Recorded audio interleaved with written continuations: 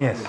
My Lords, you should have the supplementary bundle that I've been promising, I believe has been produced. Yes. And this is a combination of HMRC's supplementary authorities bundle and our little one of yesterday as well. Right. I'm going to move to Smallwood in 30 seconds. If I might just illustrate 2 points in response to Lord Justice Arnold's point before I do so. Yes. I can take them Do we need from the that two one? documents that we've got Thank here. you. First is tab 3. This is an OECD document that is referred to in the article that my learned friend cites reliance upon, from Vogel, which is in the bundle. And I'm taking you to this just to show you a response, what I think is a response to the question I was being asked before lunch, which I believe was Lord Justice Arnold saying, well, Mr. Riddett, what does this test actually add to you if you've got central management and control and you're resident on that basis? And the point I was making was, well, assume, as is going to be most of the time the case, that two states adopt different criteria for the ascertainment of residence. Yes. And my simple response to it was, what this is telling you is you yield central management and control. And you can illustrate that by reference to the asymmetric residence tests that are identified on page 107 of this OECD document. This is not given to you to say that in any way determines meaning. It's because it's referred to in one of the Vogel commentaries. And I take 2 points from it. One is that if you see here, the example is given of the different residence criteria adopted by Australia. It's incorporated in Australia, it carries on business in Australia, is centrally managed and controlled in Australia, and it carries on business in Australia, and its voting power is controlled by shareholders resident in Australia. On my analysis of how the treaty would work, assuming that it incorporated a provision in terms of Article 4.3, if the tiebreaker was engaged, central management and control would resolve it. Now, I accept that there may be factual scenarios in which central management and control cannot resolve it, because both states apply the same common law test to resolve it. They may be relatively few and far between, but if that was the case, you just move to the MAP procedure and the states have to agree it between themselves. Or alternatively, it just doesn't work and you don't get relief under it. But those are extreme sets of facts. The second point I take from it is this, that that if you look at the terms of this paper, this is an OECD document produced after our treaty. It doesn't bind me as to what on earth we're looking at here. This seems to be a document described as taxation electronic commerce implementing the Ottawa taxation framework conditions. Yes. Forgive my ignorance. What are the Ottawa taxation framework conditions? I believe it was something. This is a document that you're going to be taken to an article by Professor Vogel in due course. Professor Vogel has a number of footnotes in relation to it, to which he refers. One of the documents. Do you mean Vogel's book?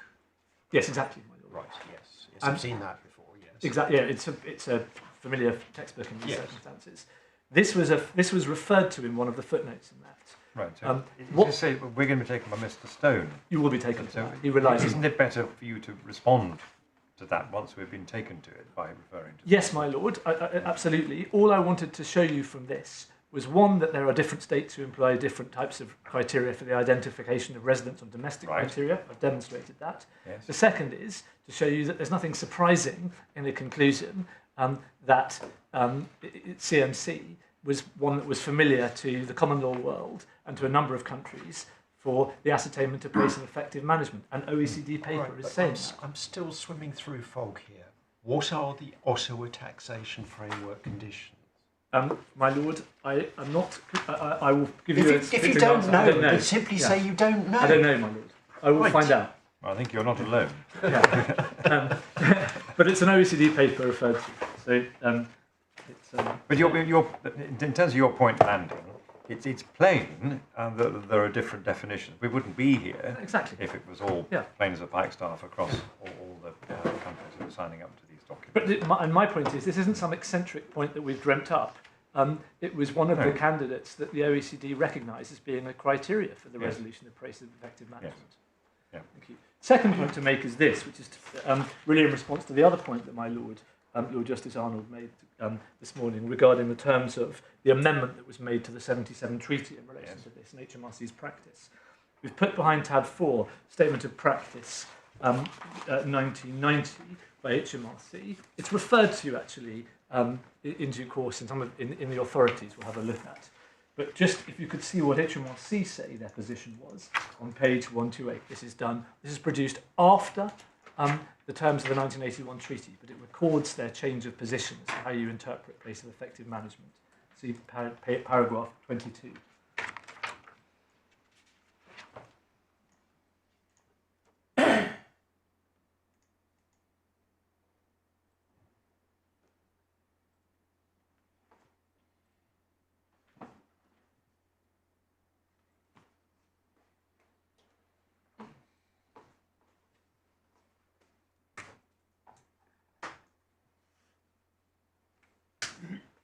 And so, I'll move on to Smallwood now.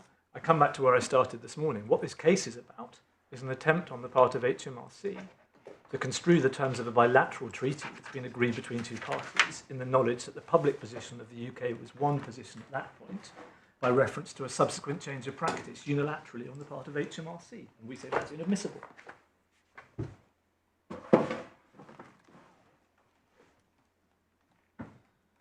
Smallwood. Yes.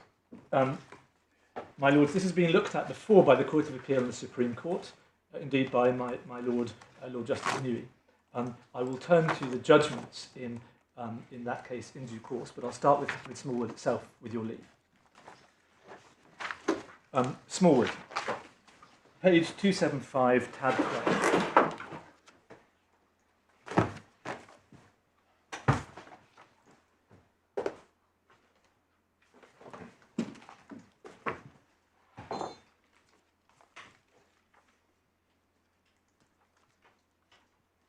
You can get the salient facts just from the top paragraph of the headnote there, my lord. I'll show you some more of the detailed facts in due course. And just to signal where I'm going to take you through my reading of the case, then I'll make my submissions in a number of different ways. The first is that it's not binding precedent against me in relation to the appropriate test to be made. And that even if insofar as it were the case that it was binding precedent against me in it, I will invite the court to depart from it on the basis that it's per incuriam or manifestly wrong. And I know that I will say in due course that I have the benefit of the Court of Appeal and Supreme Court judgment in the previous Haworth case that identifies the narrow constraints of the ratio in this case with me in my favour. So, Smallwood. I'm going to do this in reverse order. We'll come back to the facts, if we may, in a moment and focus in the first instance upon the decision of Dr. Avery-Jones in relation to... Don't forget Dr. Bryce. Dr. Bryce, sorry, I apologise, and Dr. Bryce as well. I mean no disrespect to Dr. Bryce, who was also the Special Commissioner in Wood and Holden, my lord. So she was. I am sorry, it is the tendency, given Dr. Avery-Jones's... You're making it worse. I'm making it worse. I apologise. I apologise to Dr. Bryce. Well, I can't apologise to Dr. Bryce, but I apologise on behalf of my... So if we look at the approach... So there were two issues here, my lord, as you will have seen from all the case law. The first issue was where they were resident as a matter of principle, and that was the question that was resolved by the snapshot point that you will see discussed in due course. The second issue that arose was whether or not the tiebreaker applied, and if so, how that should be construed for these purposes. And if we start with this, paragraph 24.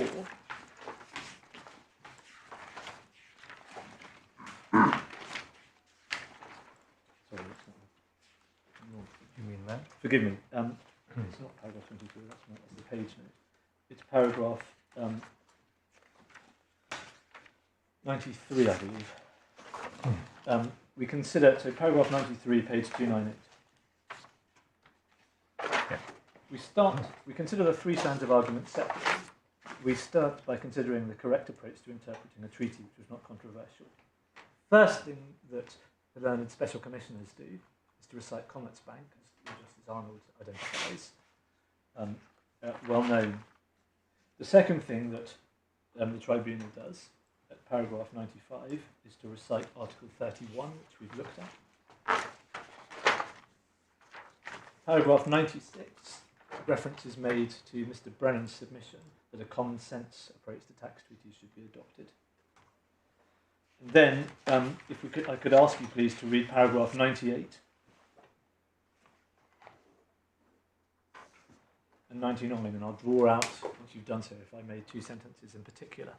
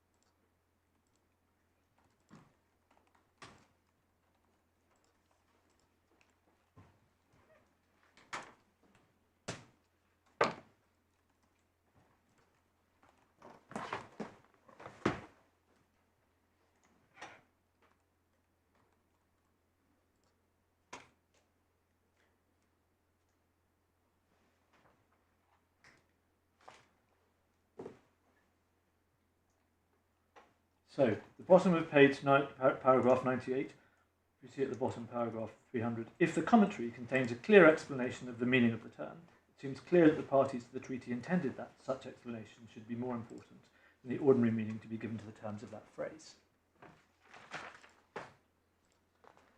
The judge also makes the point that Mauritius may be taken to have known the terms of this at the time at which it entered into the agreement here in question. Paragraph 99. The relevance of commentaries adopted later than the treaty is more problematic because the parties cannot have intended a new commentary to apply at the time of making the treaty.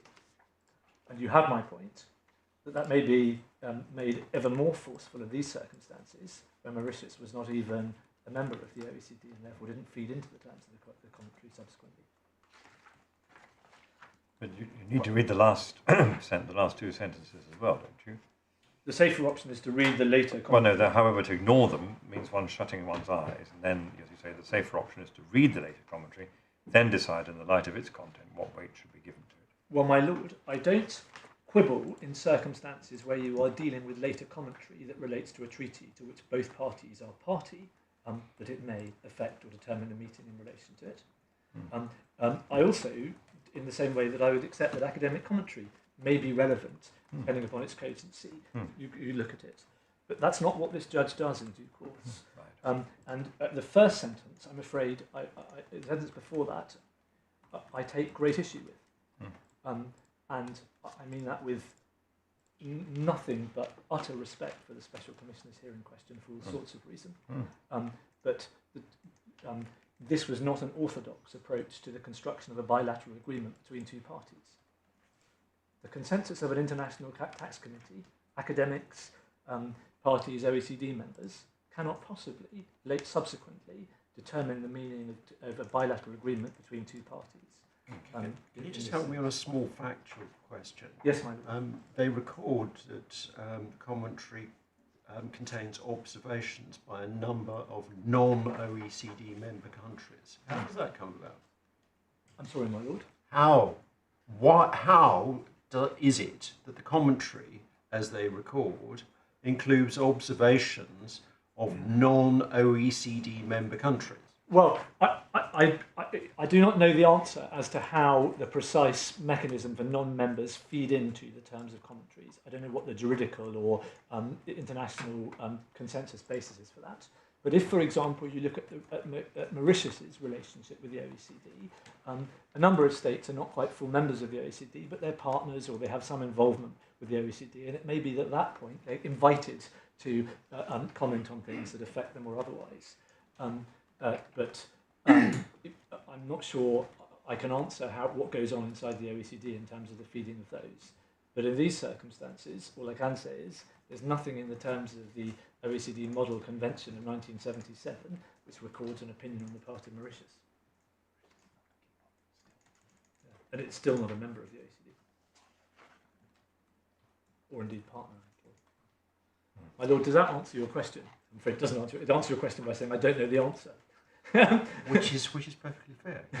Don't know, you don't know. But what we do know is that the UK was involved, yes, and that its position, I submit, was recorded in it. Then what happens is, 99, paragraph 1, interaction of residence and chargeability. We don't need to concern ourselves with that for present purposes.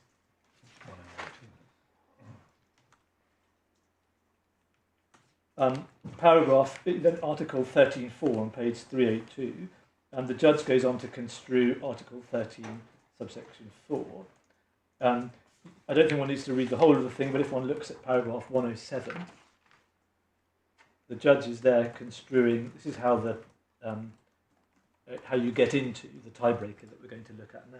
Our interpretation of the treaty is the simplistic one, the domestic law chargeability for the whole year, when by reason of a basis set out in Article 4.1, such as residence, i.e. residing, results in treaty residence throughout the year, regardless of whether that chargeability was called by residing in a later part of the tax year. This means that during the Mauritius period, there is dual residence that has to be solved by the tiebreaker. As a result of that, our decision and interpretation of Article 3.4 means that if Mauritius wins, the UK cannot tax the gains, and if the UK wins, it can. So the point that the judge is making there is there'd been an earlier dispute as to how you construe the terms of residence in circumstances where there are consecutive residence periods, but the domestic code in England deems you chargeable for the entirety of the year, notwithstanding that you're only residents in legal terms for a period of that time. And what the judge is saying is, look, if you're resident and therefore chargeable by reference to that for the whole year, then we look at, for Article 3 for purposes, that. And that's the gateway into the rejection of what's called the snapshot approach. That's not what we're concerned with now. What we're concerned with is the next bit, the tiebreaker, place of effective management. We therefore turn to the tiebreaker in Article 4.3. The issue is the meaning of place of effective management. Mr. Prosser and Miss Wilson contend that at the time of the treaty, the commentary recorded the UK's view that central management and control meant the same as Poland. Then their arguments are recited. Mr. Brennan QC and Mr. Norbat, now KC, contend that one should follow the words of the current commentary to the OECD model. The place of effective management is the place where key management and commercial decisions that are necessary for the conduct of the entity's business are made. It's not correct to ask where the CMC is situated and to say that Poland must be in the same place on the basis of Lord Justice Chadwick's statement in Wood and Holden. Effective management implies positive, realistic management. See Wensleydale's settlement. We'll come on to that in a minute in the bundle I've just handed up. 11. Critically, there's some debate about whether and to what extent Poland differed from CMC. We consider that this misses the point. The two concepts serve entirely different purposes. Pausing there, with respect, this is where things start, in my submission, to go wrong. Because they may, as it were, serve different purposes in a domestic context and in a tiebreaker context, but it doesn't mean, that's not a reason for not identifying that the same test might equally be used to resolve both conflicts. CMC determines whether a company is resident in the UK or not. PERM is a tiebreaker, the purpose of which is to resolve cases of dual residence by determining in which of two states it's to be found. CMC is a one-country test. The purpose is not to decide where residence is situated, whether or not it's situated in the UK. And then they talk about Wood and Holden. There's nothing impossible in finding CMC in two countries, in spite of the word central. And then go on to see the example of a slightly changed facts of De Beers. It goes on. And then the judge comes at the end of it to the Swedish Central Railway case, a decision of the House of Lords that was later than Bullock, but rather as a case where the facts did not enable to be found, that CMC was exercised in only one country. Well, the most that one can get out of those things is that sometimes CMC may not resolve it, but in which case we're into mutual agreement, or it may fail. But that is the reasoning with respect that's given by the judge, that it serves one purpose for domestic purposes to identify whether you're resident in England, and the other to identify how the competition is solved. is with respect a jump of logic. So just to be clear, you don't suggest that there will inevitably be only one CMC for a company. There could, in principle, be two CMCs. Well, I submit, my lord, that in most cases, I mean, the problem is this is a submission, an anecdotal submission, rather than a legal one. CMC is rooted in circumstances where the constitutional body makes the decisions in accordance with those principles in the place in which it meets, save for that limited criteria that you identify. Now, it may be possible to identify criteria in which dictation is given one day by somebody who's sitting in London and another person in another day who's elsewhere, but equally you can find exceptions to how a tiebreaker would work in any set of circumstances if we wanted to do so. But in the majority of cases, it will resolve the question. Is that a long way of saying no? No, you're not submitting that you can only ever have one CMC.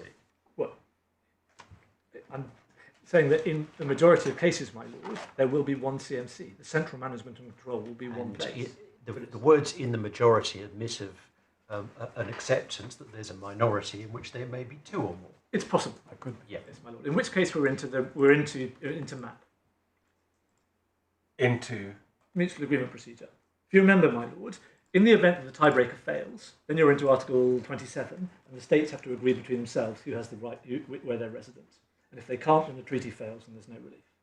Now, that's been resolved in recent treaties, we're in danger of giving evidence now, because the way in which the residence provision is done is reversed. You start with MAP, and then you move on to tiebreakers as it happens. But everybody recognises that there are a myriad set of factual circumstances that one could figure that will mean that the implication of any test will at some point break down. And then you're back to renegotiation of it. But in the vast majority of circumstances, the test should solve the problem. In an ideal world, at least, you really do want a tiebreaker test that is going to solve the problem. But the CMC will do that, my lord, because if you apply the facts of any of those common law cases that you considered at length, including development securities itself, there's only one candidate as to where the companies were resident. And what about the hypothetical case given by the special commissioners? Well, my lord, I accept the fact that you could figure that's an exception to it failing, in which case they're into MAP. With respect, that's about the fifth time you said you're into MAP. But where in Article 4 of this treaty is there provision for MAP? Well, my lord, it's not in Article 4, it's later in the treaty. You said 27, did you? I think it's 27, on which I've got that reference right. 27. Well, remind me, which page is that? Page 53. Thank you.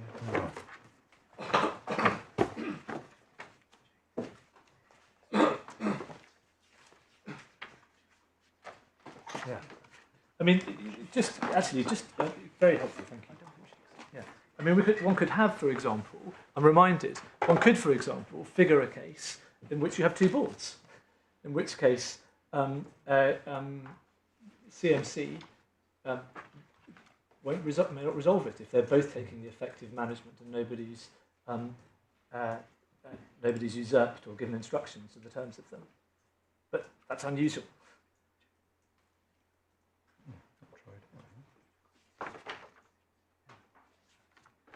I think the point that's made is that in circumstances where you've got a unitary body that's responsible for something, such as this one set of trustees in relation to it, CMC will answer the question. It's where you figure a position where there are multiple boards. Yeah, sorry, can you help me on a more fundamental question? And this is my ignorance again, but looking at Article 4.3... Yes, my lord. That says... where, by reason of the provisions of paragraph 1, a person other than an individual is a resident of both contracting states, so ex-hypothesi, you've got dual residence, then it shall be deemed to be a resident of the contracting state in which its place of effective management is situated. Now, at the moment, that seems to me to be envisaging that 4.3 gives you a definitive answer. And it will. Whereas you seem to be suggesting that the application of 4.3 will not yield an answer, and that therefore somehow you get into Article 27. And I'm not understanding at the moment how you get from Article 4.3 into Article 27. Well, if we had the situation, my lord, in which there were two equally balanced boards, one in London and one in South Africa, both of whom were constitutionally empowered to make the relevant decisions in relation to the company or to govern the terms of it, and it were the case that the effective managements were equally made by both of them. I mean, it's a far-fetched set of facts to deal with. And in those circumstances, I'm sorry, Mr. River. I'm sure I'm completely failing to grasp your point. My question is about the wording of Article 4.3, because at the moment I'm struggling to understand how Article 27 comes into it. I can understand that if, theoretically, an answer is not provided, then you may be into Article 27. But my problem is, at the moment, I just don't see how on the wording of Article 4.3 the question ever arises, because at the moment it seems to me that Article 4.3 presupposes, and it may be that what you're telling me is that you're submitting that this is simply wrong, but it seems to be presupposing that it will yield an answer. And it will, my lord. With circumstances where it will not yield an answer, it will yield a legal answer. The problem is that, for example, the English tax authorities may say, in our world, our view is that central management of control is in England, and the French tax authorities may say, well, we apply these taxes, and we think that amounts to dictation. I'm sorry, I'm obviously failing dismally to articulate my question, so let me try a last time and see if I can get my question across in a way that is understandable. Imagine that there was a fourth paragraph to Article 4. Yes, my lord. Which said, if applying the test in paragraph 3, you get 2 places of effective management, then you go to Article 27. Then I could understand how one would be into the realms of map, as you put it. But I find wording of that kind singularly lacking in Article 4. There's no reference to Article 27 here. There's nothing that says, if your resident, if the place of effective management is in both contracting states, then you do as follows. It is drafted in a way that presupposes it gives you a definitive answer. And that's how I'm struggling to understand how you ever get into Article 27. So the answer to that, my lord, is this. First of all, the terms of the treaties have been changed precisely to include within the residence article for a number of states. But your case is we can't look at the later ones. No, why we is can't. that relevant? But secondly, in any event, most of the provisions of this treaty do not themselves contain a piece of machinery along the lines your lordship has talked about. The machinery is implicit in the terms of Article 27 itself. Just building on my lord's point, if you go to 13.4, which is the one you were taking us to earlier in relation to CGT. Yes, my lord. Capital gains shall be taxable only in the contracting state of which the alienator is a resident. That's right. It's not a contracting state. No, it's the. That's how this works. So, again, you had the idea that you can only be resident in one place. So let's assume, for the present purposes, that you are the Court of Appeal not just of England and Wales, but also of France. We are. It's a nice scenario to imagine. We are yes, in a kind of quasi-Norman world. Yes, well, let's imagine. Yeah, let's imagine, just for present purposes. And that France applies the central management and control test as well as in relation to this. And it is your decision to arbitrate as to where the central management and control is of the company, not with a dual board structure like the De Beers example or otherwise, just an ordinary company with one constitutional body making the decisions. That would give you one answer, my lords, which you would answer and be responsible And for. we'd be the sole arbitrator. You'd be the sole arbitrator of that. The practical difficulty happens that what happens here is the English want to tax something and the French want to tax something. And the English courts decide, well, look, we look at this and we want to apply this to the facts. And at our first instance, our answer is the tiebreaker works in our favour. And your answer in France is the tiebreaker works in your favour. At which point we run out of road and we're into Article 27. But it shouldn't work that way, because the treaty is envisaging that you get to a test of place of effective management, which is an international concept to be applied here or in France. And so it's not good enough to say, well, France might approach things differently. We have to arrive at the universal autonomous meaning. Exactly. The Platonic, the Platonist answer as to what is the place of effective management. And in an ideal world, that is exactly what it will do. It will yield you that. But in practice, there are fights between the England and other jurisdictions every day of the week as to how particular provisions are resolved in one favour or the other. And I see that, but a point that might be said to be against you is that you're postulating a test which, disregarding the possibility that a different country will think differently, is recognised as potentially producing more than one answer, when this is supposed to be a tie-break provision producing one state in which you are resident. Well, but my lord, my answer is there may be exceptional facts, dual board scenarios, where it is possible to have CMC and other things, but in the vast majority of cases, it will be a unitary answer, because you will be meeting in the place where the constitutional board makes the decisions pursuant to the authority given to them. And that's all, in a sense, the facts of Wood and Holden are quite, that is a typical fact pattern in relation to the operation of this.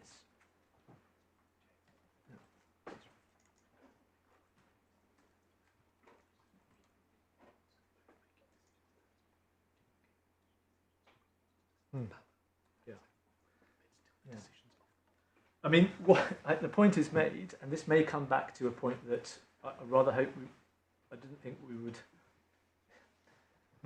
Remember when I went through the terms of Wood and Holden, I was at some pains to identify that the court was anxious to articulate the relevant decisions as to which are made. So if you have your two-board scenario, part of the exercise and the resolution of the CMC test at that point will be identifying the decisions that you are measuring the test against, and that should give a single answer. And that may come back to a point that I'm not sure you need to resolve on the facts of this particular case, but does your lordships recall, we'll see it in a moment, Snapshot deals with two separate situations. Snapshot deals with the situation that is dealing with the resolution of the point of residence on the first argument in Smallwood. Do you remember that when it comes to the High Court in due course, the submission on the part of the Crown was that, look, when you come to test poem, you test it at the moment of the alienation. And so the resolution of the CMC test in that respect may be answered by testing the point at which you test. It may be the same test that you apply, but to a different category of decision or a different point in time. That is to get into the metaphysics of the periods of the different bases of assessment and things. And on the facts of this case, I don't think at the moment I need to answer that. Although, of course, we have expressly reserved our position below, and we'll do so in this court in our skeleton, to revisit that in a higher court, should we be given leave to do so if we're necessary. But that would answer my Lord's point about competing candidates for the resolution of the CMC test. Once one has accurately identified the decisions to which you apply it, it will give a single answer. So is that a submission contrary to the submission you made about 10 minutes ago, where you accepted that there could be cases in which applying the CMC test would yield two answers, and Now I think you're submitting that it will only ever yield one answer if properly applied. If you apply it to the right decisions, my lord, that's correct. Right, so you're withdrawing the concession. I withdraw it, yeah. Okay. It will give one answer once you've properly identified the decisions that fall to the body in question to make. And to use a phrase which always warms our lordships and ladyships, do we need to deal with your submission on Article 27 on the facts of this case? I don't think you do, my given lord. the findings. It was just to say, yes. I stand by the point that even if you had some extreme circumstances where it failed, that's not the end of the matter. Yes, you say there's a Then you want a fail-safe negotiation. mechanism in Article 27. Exactly. Yes. Yes, my lord. I apologise, my lord Justice Arnold. I was sort of slightly struggling with figuring the facts to meet the circumstance, but the answer is, I think, given by the proper analysis that Mr. Justice Park does and Lord Justice Chadwick does to isolate the decisions in question. One of the criticisms that's I make of my learned friend's test is that it does not properly identify the decisions of the trustee qua trustee. It muddles up the place of effective management of the trustee by reference to a whole load of decisions that didn't fall to the trustees to make. But we'll come to Lord Justice Hughes, Smallwood. Yes, but the question, once you move away from the precise day when the decision was made that triggered the capital gain, and have a wider canvas and talk about a continuing trustee board, then where does that stop? You lose focus there. But we'll come to that. My lord, we do. And that's why I foreshadowed that by reference to those passages about the relevant decisions, my lord. But there's an attractiveness of focusing on a particular date and the particular board on the particular date in the particular country.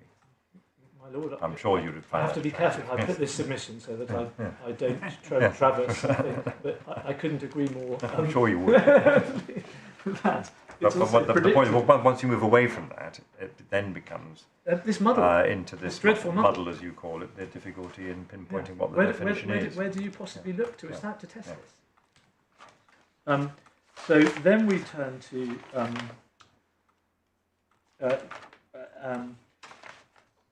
112. Home, on the other hand, must be concerned with what happens in both states. And then look at the next sentence. One must necessarily weigh up. Sorry, my finger. Page 304. Thank you. One must necessarily weigh up what happens in both states, according to the ordinary meaning to be given to the terms of the treaty and their context. Decide in which state the place of effective management is found. Then the special commissioners make some reference to elsewhere in the OECD model, and they state, we believe effective should be understood in the sense of the French effective, which connotes real French being the other official version of the treaty model and not the treaty. In our hypothetical example of De Beers being dual relevant, it then becomes material to what level of management the effective management refers. And only then is it relevant to discuss whether the level of effective management is similar to the level of CMC. Accordingly, having regard to the ordinary meaning of the words in their context, and in light of the object and purpose, we approach the issue of Pone as considering in which state the real management of the trustee qua trustee is found. With the greatest of respect to the judge, I find that quite hard to follow, because what's gone on in the previous two paragraphs is not really the ordinary meaning of the words in their context, and we'll see that in a moment. Just coming back to your previous submission, I'm sorry I've been slow about this. I found what I was looking for. So Lord Cave in Swedish Central Railway says central management and control of a company may be divided. It may keep house and do business in more than one place, and if so, it may have more than one residence. So that seems to be House of Lords authority for the proposition that the CMC test can yield two residences. That was, careful what I say in relation to this, Dr. Avery Jones does, there's a subsequent article written to him by him about it. The point that's made in relation to that is that was the dual board scenario And what the resolution of that, we would say, is solved by the fact that the place of effective management is if you've got a candidacy of two boards that you're looking at the top level management, and that's what's being described when you come on to see this being applied to the top level management of it. So your submission as Lord Cave was wrong? My Lord, with respect, yes, he was. Right. And I think that it was one of the things. Is it not binding on us? Well, the difficulty with it is, my Lord, if one look, I can give the authorities in relation to it. The facts of, we ought to have brought that to you. I'll bring it to you tomorrow morning. The facts of the Swedish case are very different, are exceptional by any stretch of the imagination. The second point I make in relation to it is this. The United Kingdom, at the point in time at which it was making its practice clear that it interpreted this to mean CMC, which is clear from the tweet I submit from the commentary and from its statement of practice, must be taken to have knowledge of the Swedish case at the time at which it was identifying this as being the proper approach to the construction of this. So it didn't have a difficulty with this failing as a tiebreaker, if that makes sense on that basis. So I think that amounts to your submitting the Swedish Central Railway, or at any rate that dictum of Lord Cave is not binding on us. I just want to be think that it was not considering CMC in the context of Article 4.3 of the no, it's domestic common law. Yes, my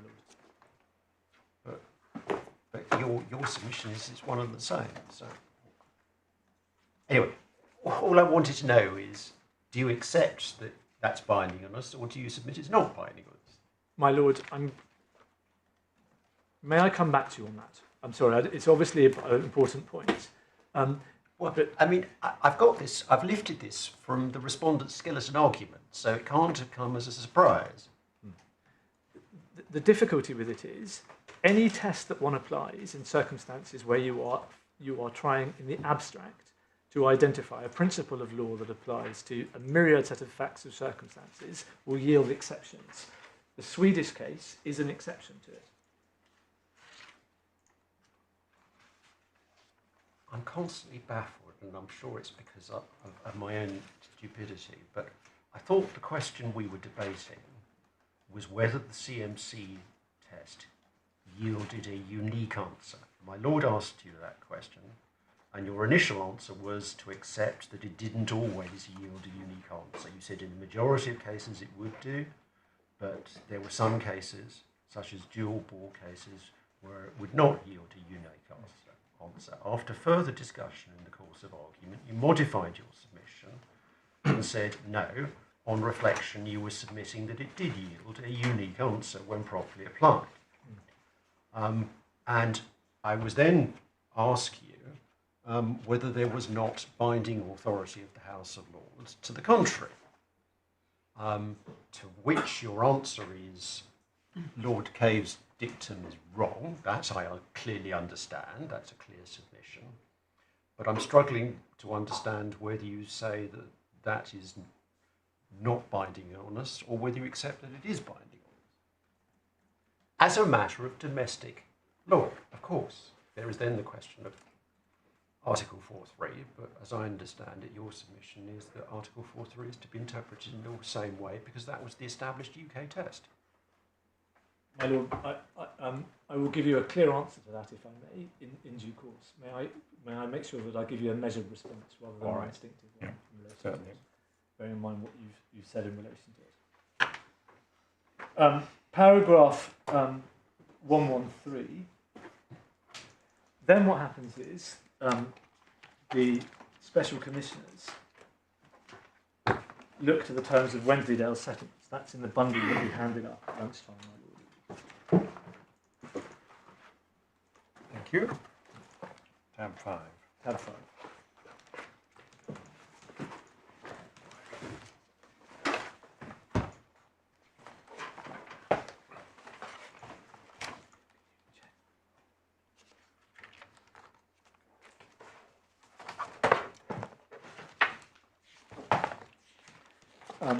And Wensleydale.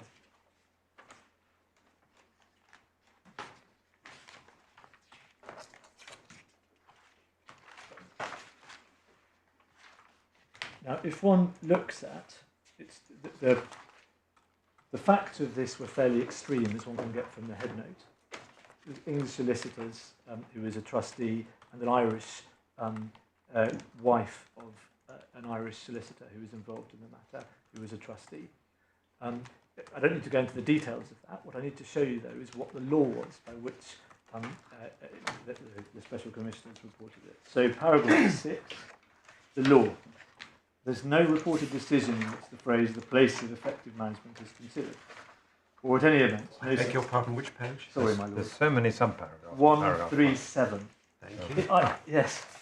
Paragraph 5 has 13 subparagraphs. Yes? 137, my lord. There's no reported decision in which the phrase "the place of effective management" is considered, or at any event, no such decision has been discovered by counsel for the trustees or the Crown's representative. My intention has been drawn to Simon's direct tax service. The place of effective management has not been considered by the courts. In relation to a company, the place of its effective management is the place where its business is managed and controlled. And then it refers to a different article by Professor Vogel. Paragraph 138. Counsel for the trustees and the Crown's representative agreed that the centre of top-level management was a good description of the place of effective management. In support of this submission that it was in the Republic of Ireland, Counsel, that's for the trustees, cited De Beers and Calcutta, which are the bedrock of the CMC test. The Crown's representative cited Bullock and Unit construction, in which the African subsidiaries of an English resident parent, which ought to have been managed and controlled in Africa, were held to be resident in the United Kingdom, since their central management was in fact exercised in London. So what the Special Commissioner has before them is the central management and control authorities.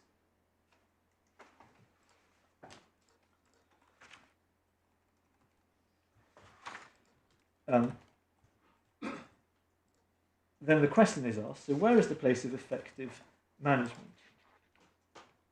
And then look at the bottom of 138.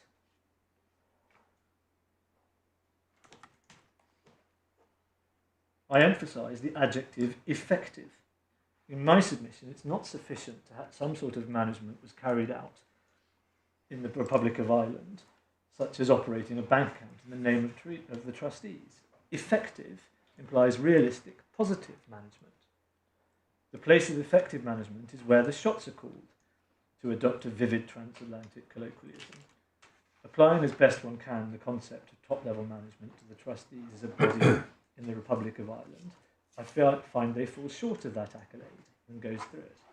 But the point to make there is that the test that, on the face of matters, appears to be the source of, there isn't a principled source for the Wensleydale reasoning, insofar as there is any law that was being applied here. It was the CMC test.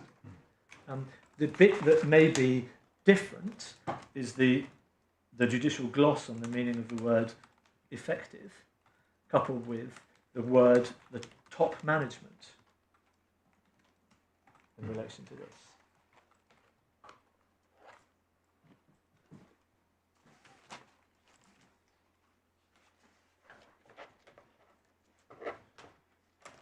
And then if you look at 114, you see that the Sorry, special... go where? I'm so sorry, my lord. 1305 of Smallwood. Yes. What the Special Commissioners do is then adopt a submission by Mr. Prosser. We warned about adopting alternative paraphrases such as calling the shots, because in a way shareholders called the shots, but this was not the relevant type of control. However, we adopt his reference to realistic positive management. Then paragraph 115, the issue of perm arose only in the light of the Special Commissioner's decision in Wood and Holden. And then the Special Commissioners recite that on the basis of their decision, the issue of perm did not arise, although Lord Justice Chadwick said that he found it very difficult to see how, in the circumstances of that case, the two tests could lead to different answers. circumstances of that case was that the company was incorporated in the Netherlands. And the only two decisions it had to make, the purchase and sale of shares, was taken in the Netherlands. Presumably he had in mind that if instead the company has been resident in the UK because of its incorporation, both CMC and PERN would have been in the Netherlands, the latter overriding UK residence on the basis of incorporation. Then turn on to page 306. At the bottom of 118, the Special Commissioners say we don't get any assistance from Wood and Holden, apart from the realistic positive management principle in Wensleydale. Sorry, this is talking about Indo-Food. Well, Indo-Food is another case that came after it, my lord. But my point is, in a sense, one could ignore Indo-Food for these purposes. The conclusion is in para 118, I don't get any assistance from Wood and Holden.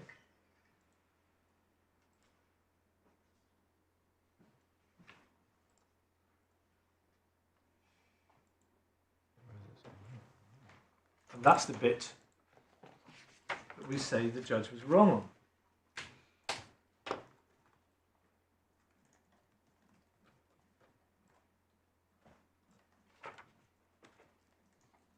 Paragraph 119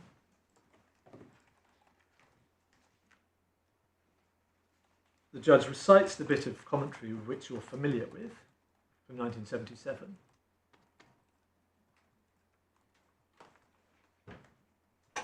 And then identifies, as a matter of fact, that the formula that was being referred to by the UK, recited as the UK in the commentary, had actually formed part of the sentence of the terms of the former treaty with Mauritius in 1947.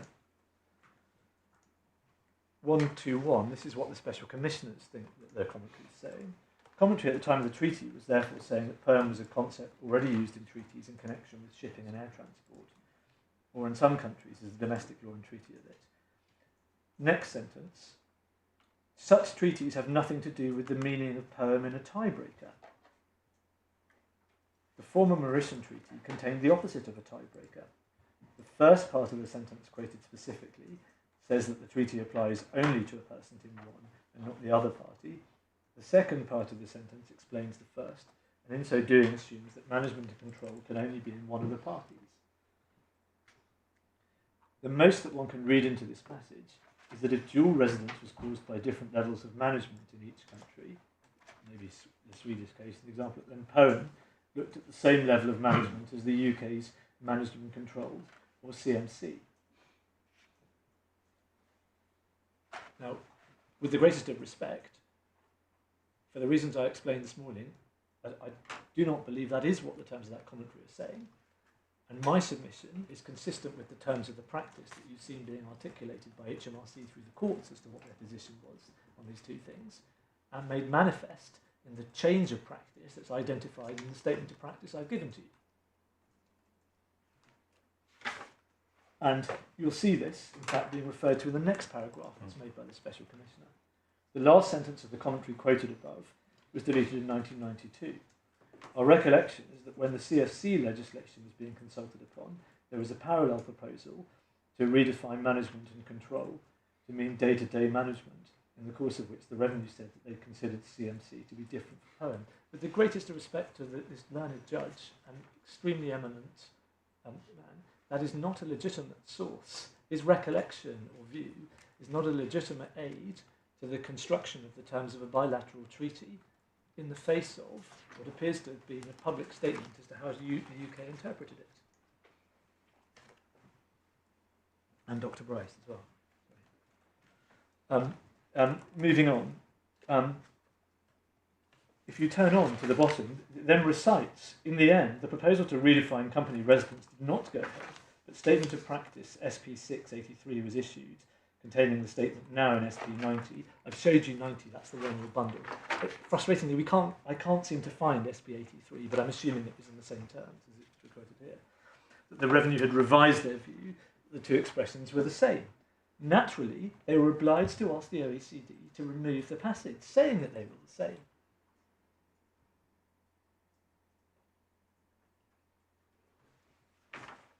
So our treaty is negotiated in 81.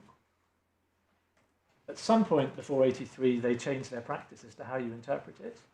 And they asked the OECD to remove this sentence to ensure that they're doing this. And I submit the judge, having regards to the proper principles as to how you construe a bilateral convention, went wrong, because whatever his view as to the terms of it was, the best tool for the construction of the provisions of place of effective management was the UK's stated position as to what it meant. Now what happens is, the judges say currently, 1, 2, 3, the commentary in an amendment made in 2000 says as follows, and I took you to that earlier, it hasn't got the sentence about it meaning the same as CMC. But then 1, 2, 4, we see no reason why this approach should not be adopted, even though it is in the commentary issued after the treaty. With respect, that's wrong.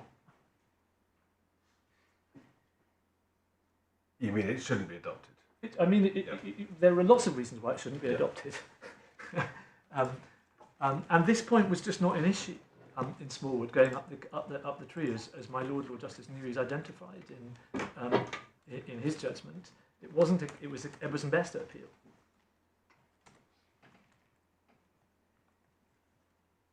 Now, interestingly, objectively viewed, as I made the point this morning, viewed in isolation, actually what's said in the later commentary isn't inconsistent with my submission that it means CMC. But my point is put the other way round, that what the 1977 model treaty does in the commentary which applies it, compels you to identify it as meaning CMC. And viewed objectively, the 2001, it's only if you have knowledge of the fact that it was why it was removed, that it would be there. But at the time at which that 81 treaty was agreed, the commentary was in place. Put slightly differently, why would the UK have gone to the lengths of removing this if they did not feel the terms of the commentary as it's in initial form in 1977 stated their position at that point in time? And just picking up things which may or may not be obvious, so the special commissioners say naturally they were obliged to ask the OECD to remove the passage. Now, I don't know whether that's Dr. Avery Jones's knowledge or Dr. Bryce's. I don't. Yeah. No. But I have to be careful how I say this. Possibly one of the disadvantages of having a great deal of knowledge in a field is that one might have regard to knowledge that one has from sources other than the orthodox things that should be used for the terms of construing the terms of a bilateral agreement. And that's, we're very privileged to have Dr. Avery Jones and Dr. Bryce as special commissioners for many years. But on this particular occasion, with respect, they went outside the terms of what they were supposed to look at for construing this. I've not meant it in any way that was meant to...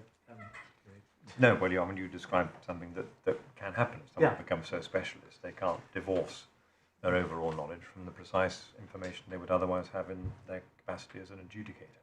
Exactly. And then there's a bit more quasi-evidence that's given by Dr. Avery Jones about the tag commentary and what's there. And if we turn on, we can turn on now, I'm just conscious of the time, 310. Is that the time or the... No. No, sorry, it's not the time. Page 310.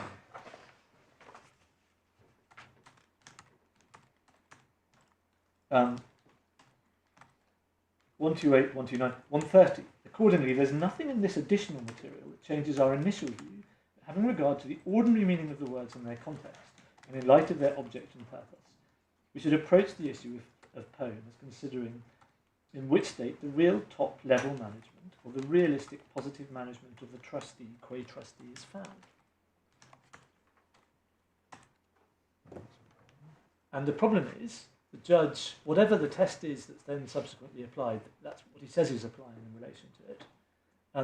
Whatever that is, it is said in due course to be something different by us and by the FTT, to be something different to CMC. And in my submission, he shouldn't have done that. They shouldn't have done that. Yeah. Can I ask one last question on that subject, which is to go back to 111.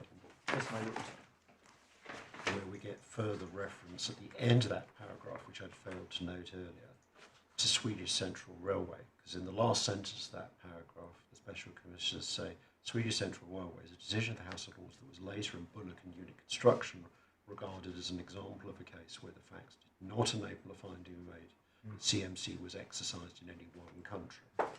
I'm grateful to you, my lord. That may be the answer to my question, your question. Thank you, my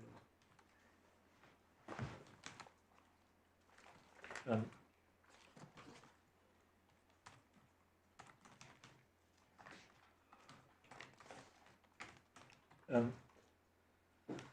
So it's just, sorry, does that mean there was no CMC? My lord, I think I'd better give. Or is it that there were multiple CMCs? Well, we haven't got Swedish Central Railway. We haven't got No, an authority. so- I think if I, with your leave, what I'll do is we'll make sure my learned friends, he's obviously got a copy, it's referred to this thing. It's not in the bundle. Perhaps I we'd better think we're going to have to look at Bullock as well. Yeah. Yes. We'd better look at the terms of them. Yes, but we'll do that tomorrow.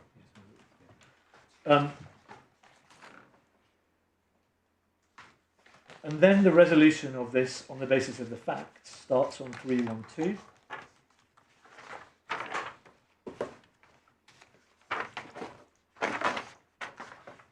Yeah.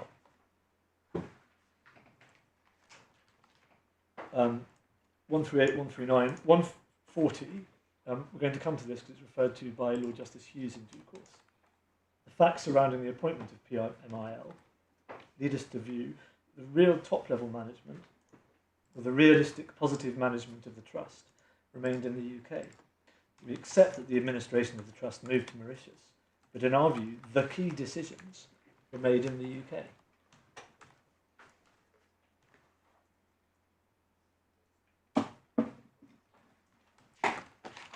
And then we turn to paragraph 145. I'm showing you these because they're referred to expressly by Lord Justice Hughes in due course. We conclude that the state in which the real top-level management, the realistic positive management of the trust, or the place where the key management and commercial decisions that were necessary for the conduct of the trust business were in substance made, and the place where the actions to be taken by the entity as a whole were, in fact, determined between the 19th of December 2000 and the 2nd of March 2001, was the UK. And then the decision is given at 149.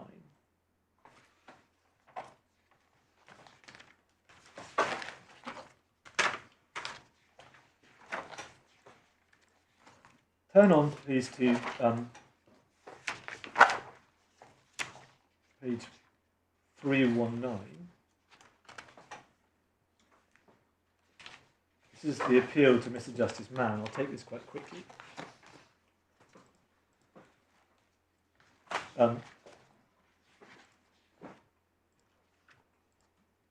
Paragraph 16. Neither party put forward a case which necessarily involved the invocation of the tiebreaker mechanisms in Article 4. But if the position was that the mechanism had to be invoked, then each party said that on the facts, the place of effective management was the one which favoured them. Mauritius for the appellant taxpayer, and the UK for the respondent HMRC.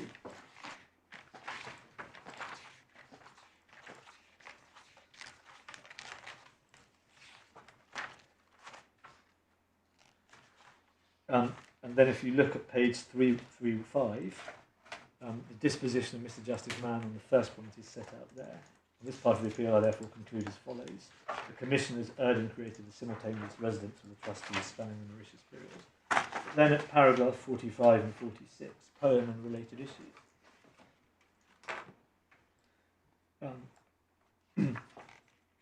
The need to determine the poem arose on the basis of the Commissioners' findings, because they determined that there was dual residence. That gave rise to the competition between the states of residence that Article 4.3 is intended to resolve, and they resolved it accordingly. Taxpayer says they got it wrong. The detailed analysis of the facts was not materially challenged by the taxpayer. It was the conclusions that were challenged. It was said that the only conclusion open to the Special Commissioners was that the poem of the trustee was Mauritius. So it wasn't being advanced before Mr. Justice Mann, and it isn't advanced before the Court of Appeal in due course that the test applied by the Special Commissioners was wrong. It was, they seemed to have accepted that it applied the right test, And then the challenge was an Edwards and Bairstow challenge, as my Lord Justice Newey points out in his decision in the Court of Appeal, which is endorsed in due course by Lady Rose in the Supreme Court. In this case, or these proceedings. Paragraph 46, just to make good the point I made earlier, in light of the respective positions of the parties when measured against what I found to be the correct way of applying the treaty, this limit of the appeal does not apply. Article 4.3 only arises if there is a relevant competition between two relevant residence cases. That competition is only meaningful if you're measuring those two cases in relation to the same point of time. Mr. Brennan conceded that a poem assessment was a snapshot assessment, contrary to his case on residence itself, though one might have to modify the metaphor to accommodate the possibility in some cases you might be resolving the question across a relevant period of time longer than a period of a single and simple disposal transaction. Paragraph 47, in circumstances the poem question doesn't arise and I shall not decide it. Then we move on to the Court of Appeal. And Lord Justice Patton's judgment starts on paragraph 337, page 337.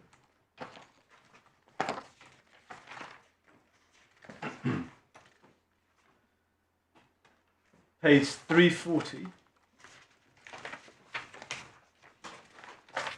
the legislation is set out, and then there's a summary of the way in which the tax arrangements there worked. And the thrust of the decision so far is dealing with the first limb of the case that's advanced by the taxpayer against the decision of the special commissioners, namely, as it were, the snapshot question in relation to the construction of Article 13.4. Lord Justice Patton then comes on in 346 to recite the correct approach to the construction of the DTA. Again, in the context to begin with the ascertainment of whether or not it's a snapshot assessment. And then goes on to go through this in some detail. And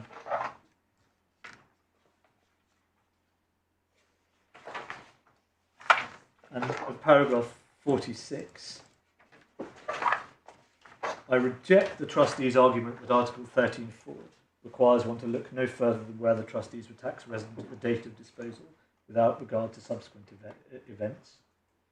I also prefer the view of the special commissioners that resident of a contracting state under Article 4.1 means chargeable to tax on account of residence.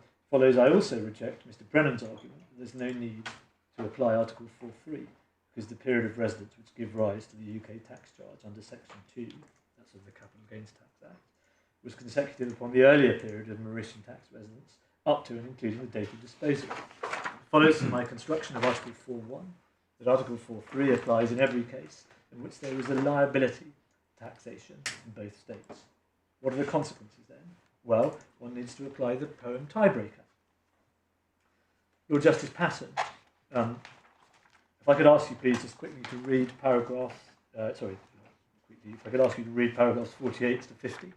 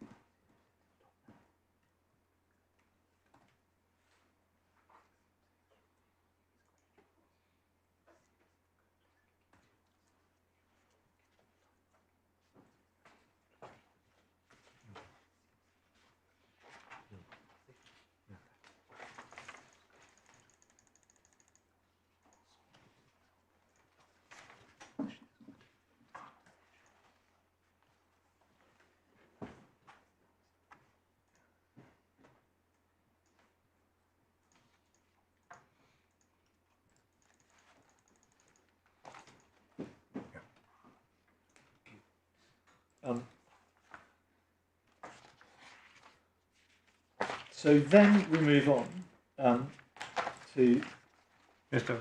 Prosser, in paragraph 49, accepts that this is the test to be applied. You wouldn't have made that concession. I would not mind that. No.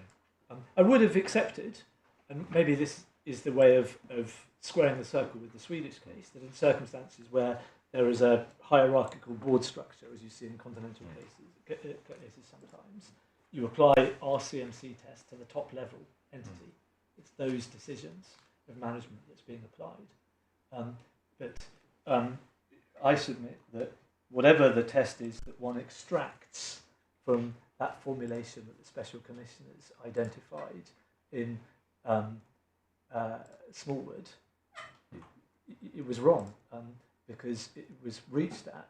It was reached at by reference to a whole load of sources that shouldn't have been taken into account as construing the terms of the treaty. But Mr. Prosser then, having accepted that that's the test, seems to bring it back to CMC. He does, yeah. It's odd, isn't it? Yeah. It is odd. But my point is that nobody was, in this case, really focused on whether the right test was being applied. So we would accept that the CMC test should be applied to the top level of what's happening, and that would be an answer to the Swedish illustration, for example. Once you've identified the relevant decisions, either in a temporal sense or at the right level of the entity in question, you apply the CMC test to see whether they're making them. And that will give you a single answer. But then paragraph 50, it goes without saying, to succeed on the cross appeal, the taxpayers must establish that the decision of the Special Commissioners on the point contained an error of law of the kind recognised by the House of Lords in Edwards and Bairstow.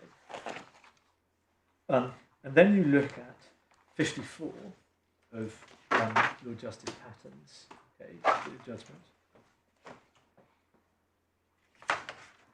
And the submission that Mr. Prosser is advancing on behalf of the taxpayer is the CMC one. Mr. Prosser says that none of these findings amounts to or includes one to the effect that KPMG or Mr. Smallwood dictated or usurped the decision of PMIL to implement the scheme by selling the shares. So we're back to Bullock and CMC. Yes.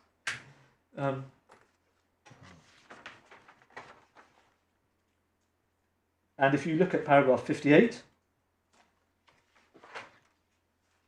Mr. Prosser submitted that on the findings made by the Special Commissioners, the Board of PMIL had itself taken the decisions necessary for the conduct of the company's business as trustee, and therefore exercised effective management. Effect, because it was effecting the decisions. With an E rather than an A. He places particular reliance on the decision of the Court of Appeal. It does seem quite ironic that there is this equation between POEM and CMC when the Special Commissioners had definitely said they wouldn't hold it. And it's not a concession I would have made. No. But, and I think, the Special Commissioners, as I read it, I think are rejecting CMC. They're quite unequivocal about that there.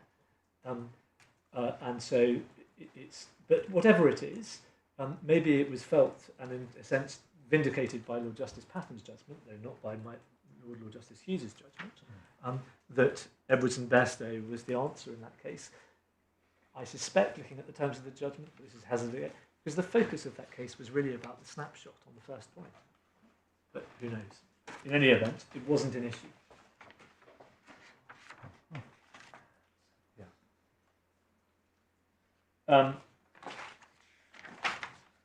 Moving on to the reasoning of Lord Justice Patton, he then goes through an explanation of the importance of Lord Justice Chadwick's decision in Wood and Holden and the Special Commissioners in Wood and Holden. And then if you come to paragraph 61, this is Lord Justice Patton. Although the purpose of the POEM test is effectively to decide between two rival claims to tax based on residence, the terms of the test, as set out in paragraph 24 of the commentary above, seem to me to lead inevitably to the question whether the effective decision by PMIL to implement the tax scheme and to sell the shares was taken by the board of directors of that company, albeit on the advice and at the request of KPMG Bristol, whether the PMIL board effectively seized any discretion in the matter to KPMG by agreeing to act in accordance with their instructions. Given that the directors of PMIL remained in place and exercised their powers of director to effect the sale, the approach to the issue suggested by Chadwick LJ must be the right test.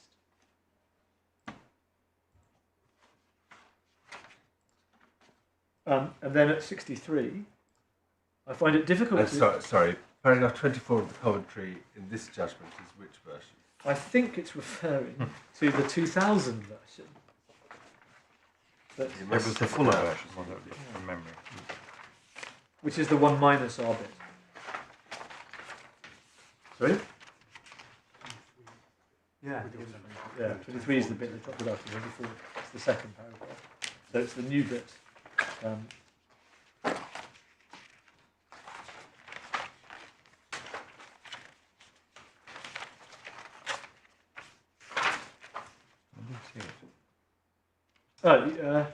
Yes, I think it's this, isn't it?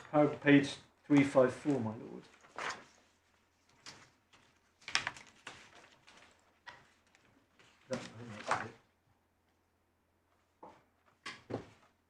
So he's not. So the current commentary. I think it's the 2001 that they're looking at there. That paragraph in 24 that Lord Justice Arnold referred to this morning. Yes, that's it. But my point is, nobody was making the submission to Lord Justice Patton that as at the time at which the 81 treaty was agreed, everybody thought that the UK's position was that Poem was central management and control. As it happens, Lord Justice Patton assumes it's the same thing anyway, but it wasn't. That was not canvassed before the court. Then we turn to Lord Justice Hughes.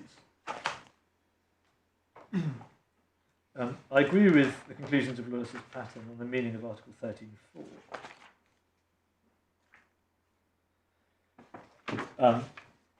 And then paragraph 66. On the issue of Poem, with suitable hesitation, I respectfully differ from Lord Justice Patton. 67. The Special Commissioner's conclusion on the issue of Poem was one of fact. The taxpayers can succeed on their cross-appeal only if the Special Commissioners reached a conclusion of fact which was simply not available to them, and thus made an error of law, Edwards and Bairstow. 68. If the question were the Poem of the particular trust company for the time being at the moment of disposal, namely Poem, then it may be that the reasoning in Wood and Holden would justify the conclusion that the Commissioners fell into this type of error. I wholly agree that their findings do not go so far as the findings that the functions were wholly usurped, and I agree that Wood and Holden reminds us that special vehicle companies, or no doubt special vehicle boards of trustees, which undertake very limited activities, are not necessarily shorn of independent existence. Indeed, they would be ineffective for the purpose devised if they were. It seems to me this is to ask the wrong question, and indeed to return to the rejected snapshot approach, 69. And then we go on to see those passages I took you earlier being approved. The Poem with which this case is concerned is, as it seems to me, the Poem of the trust. The trustees as a continuing body. That is the question which the Special Commissioners addressed. See their paragraphs 140. So pausing there, would you accept that that is a conclusion that they made no error of law, and therefore it's a pure question of whether their factual finding was open to them?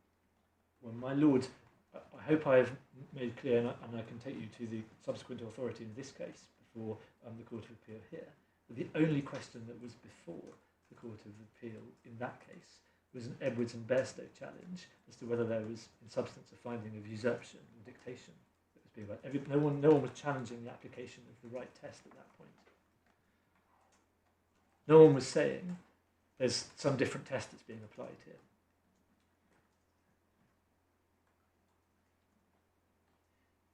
And of course, Lord Justice Hughes is relying to some degree on Wood and Holden. Exactly. Which has been rejected by the Special Commissioners. Yeah. What he's not doing is saying Wood and Holden is not the right test for this. Which would be very odd in circumstances where, in effect, Lord Justice Patton said it was the right test. Paragraph 68, he refers to Wood and Holden, then he says 69. That seems to me to apply this reasoning is to ask the wrong question. So he's not applying Wood and Holden. Yeah, he's distinguishing it. Yeah. Indeed, to return would be to return to the rejected snapshot approach. Well, with respect, my lord, I wonder whether that's what he's saying, because if one looks at paragraph 69, it seems to me to apply this reasoning to the present case is to ask the wrong question and to return, is to ask the wrong question and reply to the rejected snapshot approach. On one reading of what's being said there is, you're just looking at the wrong period of time over which to measure the relevant decisions. Well, that goes back to the interjection I made some time ago. It does exactly. What Lord Justice Hughes is saying is we're looking at the trustees. They may change from time to time, but we're looking at the trustees of the trust, in italics as he puts it, and he's looking at them as a continuing body. That's what he stresses. Yes, my lord. And so he's widening the lens of time over which the decision about residence is being taken from the day when all the transactions were taken, when everyone was in Mauritius, or when the trustees were in Mauritius, to this. Yes, my lord. So I think that's what he's saying. Exactly so, and that's why, when you look back at the first sentence of paragraph 68, that's why he's distinguishing Wood and Holden. Yeah. Precisely for that reason. Yeah. Well, whatever it was, with the greatest of respect to Lord Justice Hughes, it wasn't an issue before him as to whether or not he should have been applying Wood and Holden in relation to it. Everybody agreed that the test that was applied by the Special Commissioners was the right one.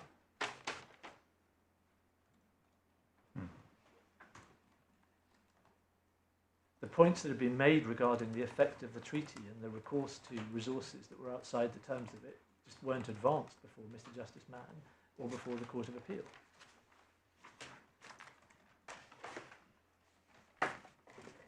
And this court has, in the Haworth case, which we should look at, already resolved the point that the only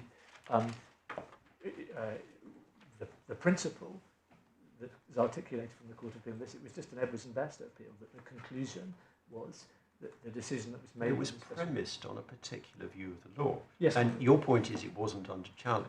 Yes, it was a necessary step in the reasoning. It may have been, but in any event... But that's enough to make it binding. Well, I mean, it still leaves your argument that it's wrong. My lord... if you can show it's per incuriam or plain or some other exception to stare decisis.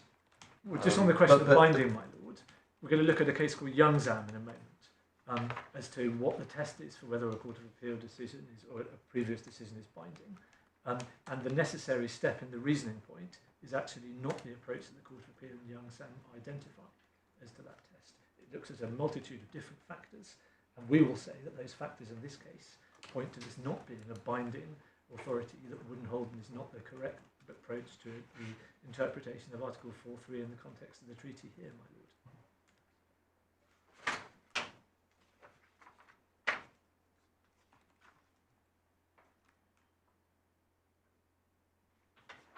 So even if it is a necessary step in relation to it, that may not be the end of the inquiry for the reasons we've identified. Just trying to unpack it a bit. You say, well, despite Mr. Prosser's elaborations, there was a dispute as to the test, and the test was that expressed by the Special Commissioners. I'm so sorry. Well, Mr. Prosser may have sought to interpret things somewhat. Seemingly there was no dispute, but that the formulation adopted by the Special Commissioners was apposite. That's correct, my lord. Whilst Mr. Prosser, I think, may have been trying to get round an uncomfortable pleading by making Wood and Holden points, the Special Commissioner rejects Wood and Holden. Mr. Prosser on appeal doesn't challenge that rejection, but then makes a number of submissions that are advanced on the position that Wood and Holden is the correct mechanism by which to test those decisions. They're then, in effect, endorsed by Lord Justice Patten, and then Lord Justice Hughes rejects it, whatever the ambit of his rejection is in relation to that. But the one thing that doesn't appear to have been said is that the Special Commissioner was wrong outright to have rejected Wood and Holden. With respect, if that's right, then by the time you get to the Court of Appeal and Lord Justice Hughes is doing it, the point that is an issue before your lordships just wasn't before him. And just taking it a stage further, Lord Justice Hugh's ultimate conclusion is to be found is this in the last sentence of paragraph 70. Yes, my lord. I do not think it's possible to say they were not entitled to find that the perm of the trust was in the UK. Or the last sentence of paragraph 70, there was a scheme of management which went above and beyond the day-to-day management exercised by the trustees for the time being. So, in circumstances where he finds, or at least the special commissioners could find, a scheme of management which went above and beyond the day-to-day management with control of the United Kingdom, the test adopted by the special commissioners was satisfied. I think that's right.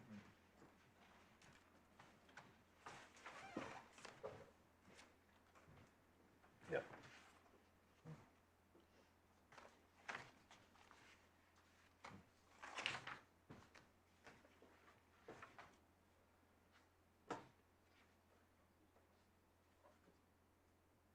Should I take you to your judgment, my lord, in... I'm very happy not to be taken to it. I ought to show the court these just quickly, just to say what the court says in relation to it. I'm very conscious of your indication that you like Mr. Stone. So Well, I think we should move on, but we haven't helped with the timing by interrupting as much as we have. So the Court of Appeal decision in Haworth is at tab 14. Thank you.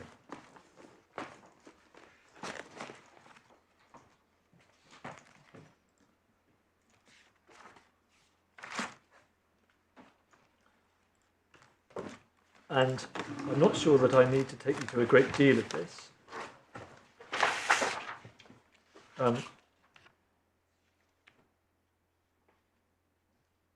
Other than to show you the background to it was these were this was a judicial review concerning the issuance of a follower notice. If one could look at paragraph 43 of Lord Justice Newey's judgment.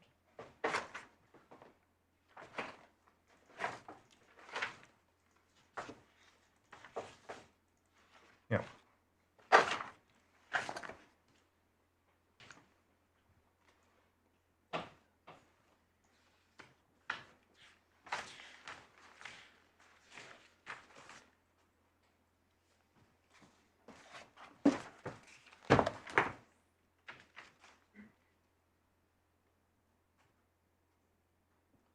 And then look at Lord Justice Gross's. There's another passage as well.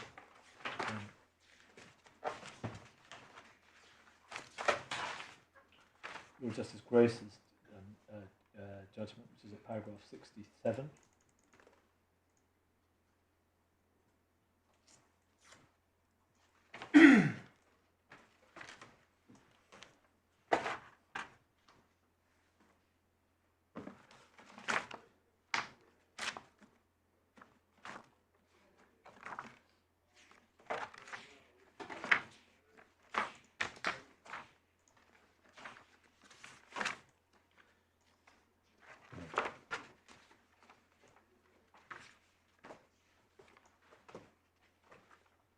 And then this goes to the Supreme Court, where the judgment of the Court of Appeal is affirmed.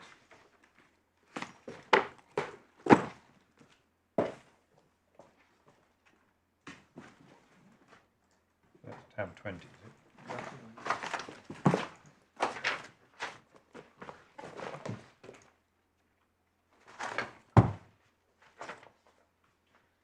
It's recorded at paragraph 22 of Lady Rose's judgment, where Justice Patton noted that perm was not defined in the Convention, but that both parties accepted that the test was that set out in the relevant commentary on Article 4.3 of the 1977 OECD Model Convention. And of course, we submit that that was the wrong commentary from Smallwood, as it were. That Lady Rose identifies that it was common ground as to what the approach was in that case.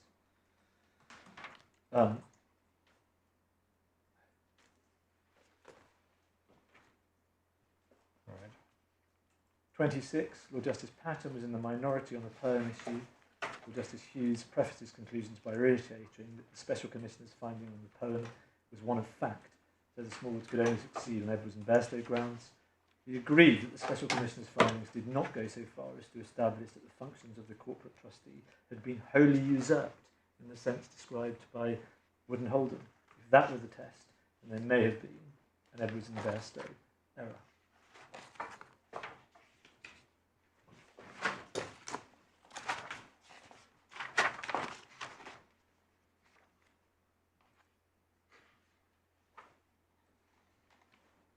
It's in paragraph 75, is it? Exactly, ma'am.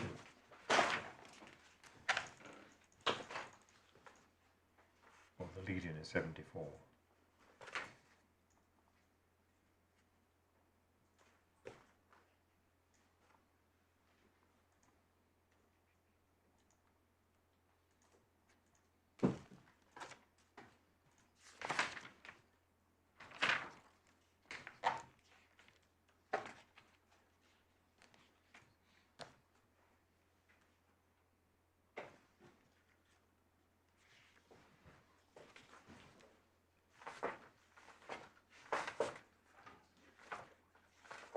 The FTT. Yeah. Smallwood.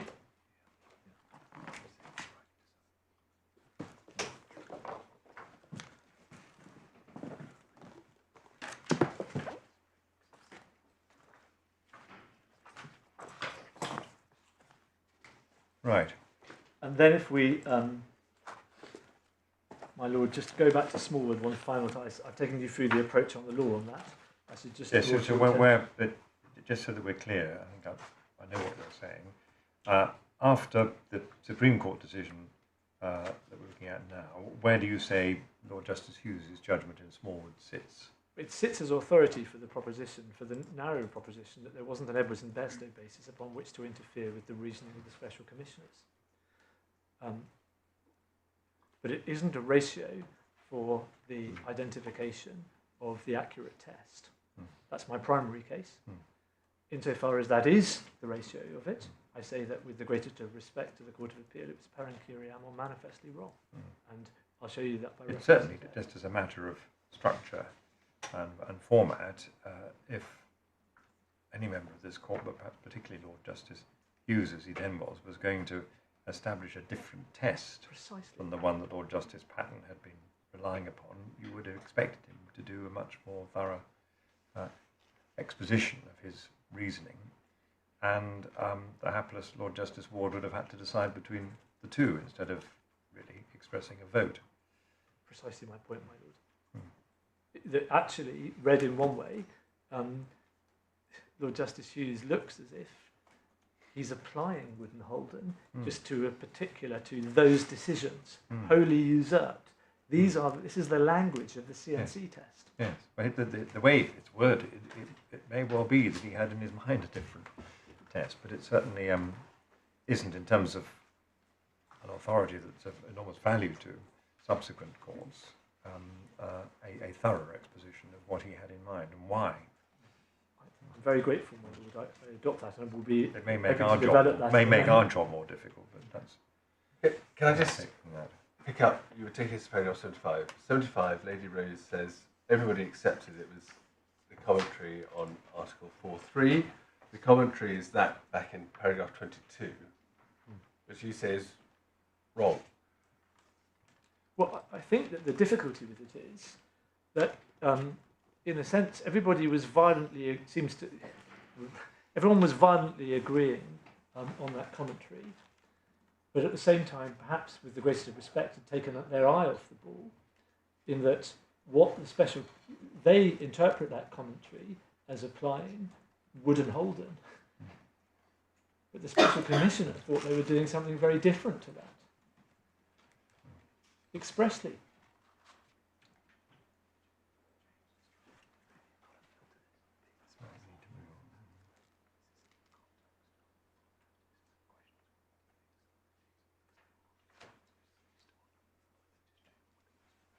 Oh yeah. Yeah, that's a very good point. My learned junior makes the point that obviously the judgment of my ward Lord Justice Newey in the Supreme Court, is concerned simply with what was decided, not whether it was right or otherwise before the Court of Appeal or Supreme Court. It was simply what was decided, because the legislation there in question, I'm grateful. But my Lord, precisely that point. In the event that what Lord Justice Hughes was doing was laying down a test which was different to Wood and Holden for these purposes, one might reasonably have expected him to have articulated that expressly. But actually his language, when one looks at it closely, actually uses a number of occasions language that he's got from the CMC test. And that feeds into the point that I will make in due course in response to my Lord Justice Arnold's point as to whether or not this is binding precedent as to what the correct test is, because of what's said in Young Sam about precisely this set of circumstances. Right. I think the anatomy of it. I said I would just quickly show you the facts, but I've demonstrated to you. If you the point that's made by the Special Commissioner in Smallwood, which you will have picked up because it was made previously and it's made in our skeleton argument, is that what the Special Commissioner is saying on the facts in relation to this is that the decision to make the sale on that day was made by the trustees. But that was a minor or inconsequential decision because the decision to sell had already been made.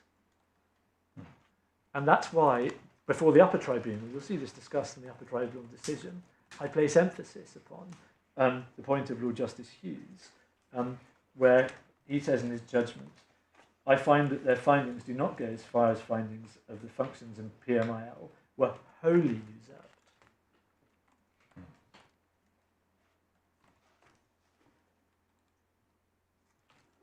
In relation to it, and you see what the Special Commissioners are saying in I think it's the passage I took you to earlier, where they set out their findings in relation, of fact in relation to it.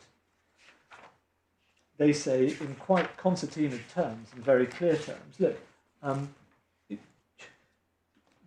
they'd had their hands fettered by the time that they were in place. The decision had already been made, the relevant decision for testing, where the place of effective management was, and what remained was a very minor decision. And that's what they mean at the end of paragraph 40. The key decisions being made in the UK, and what Lord Justice Hughes is focusing on is the key decisions. Can I, just to make clear one point, with the greatest of, in the event that the Special Commissioners had applied my test, the CMC test, it would have reached the same conclusion as it did.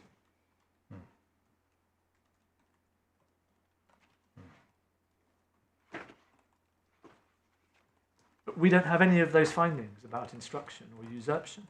In fact, the tribunal is very clear about that, the reasons we've set out in our skeleton argument. So I'm not frightened of the application of the test to Smallwood. Smallwood would remain decided as it was. But those are not our facts, and there's no challenge to those before this tribunal. No. Thank you, my Lord. I must quickly, just very conscious that I mentioned Young Sam. Perhaps I should take. We've set out a number of further submissions regarding the effect and the terms of the commentary in our skeleton arguments. But I said that the next point that I would take you to is to the identification of what the ratio of Smallwood was and whether it was binding upon this court. And that, I think we should look at Young Sam, which is tab 16 of your bundle, my lords. Yes.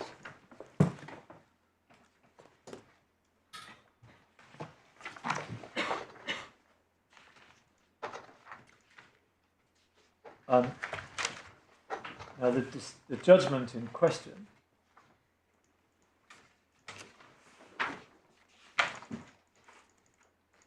is the judgment, I think I'd ask you to turn to the decision of Justice Leggett in particular in relation to this, where there's an exegesis of the doctrine of precedent. Paragraph 48. Precisely, my Lord.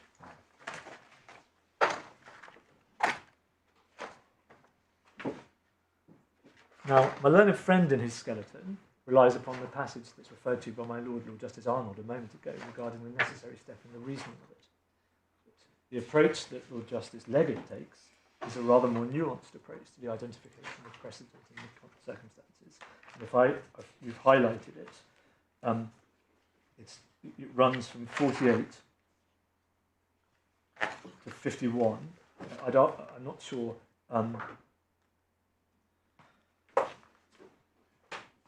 51 will suffice for present. Yes, and we obviously will make a note to read all of it. So 51 is where... 51 is where you get the summary of what he's saying.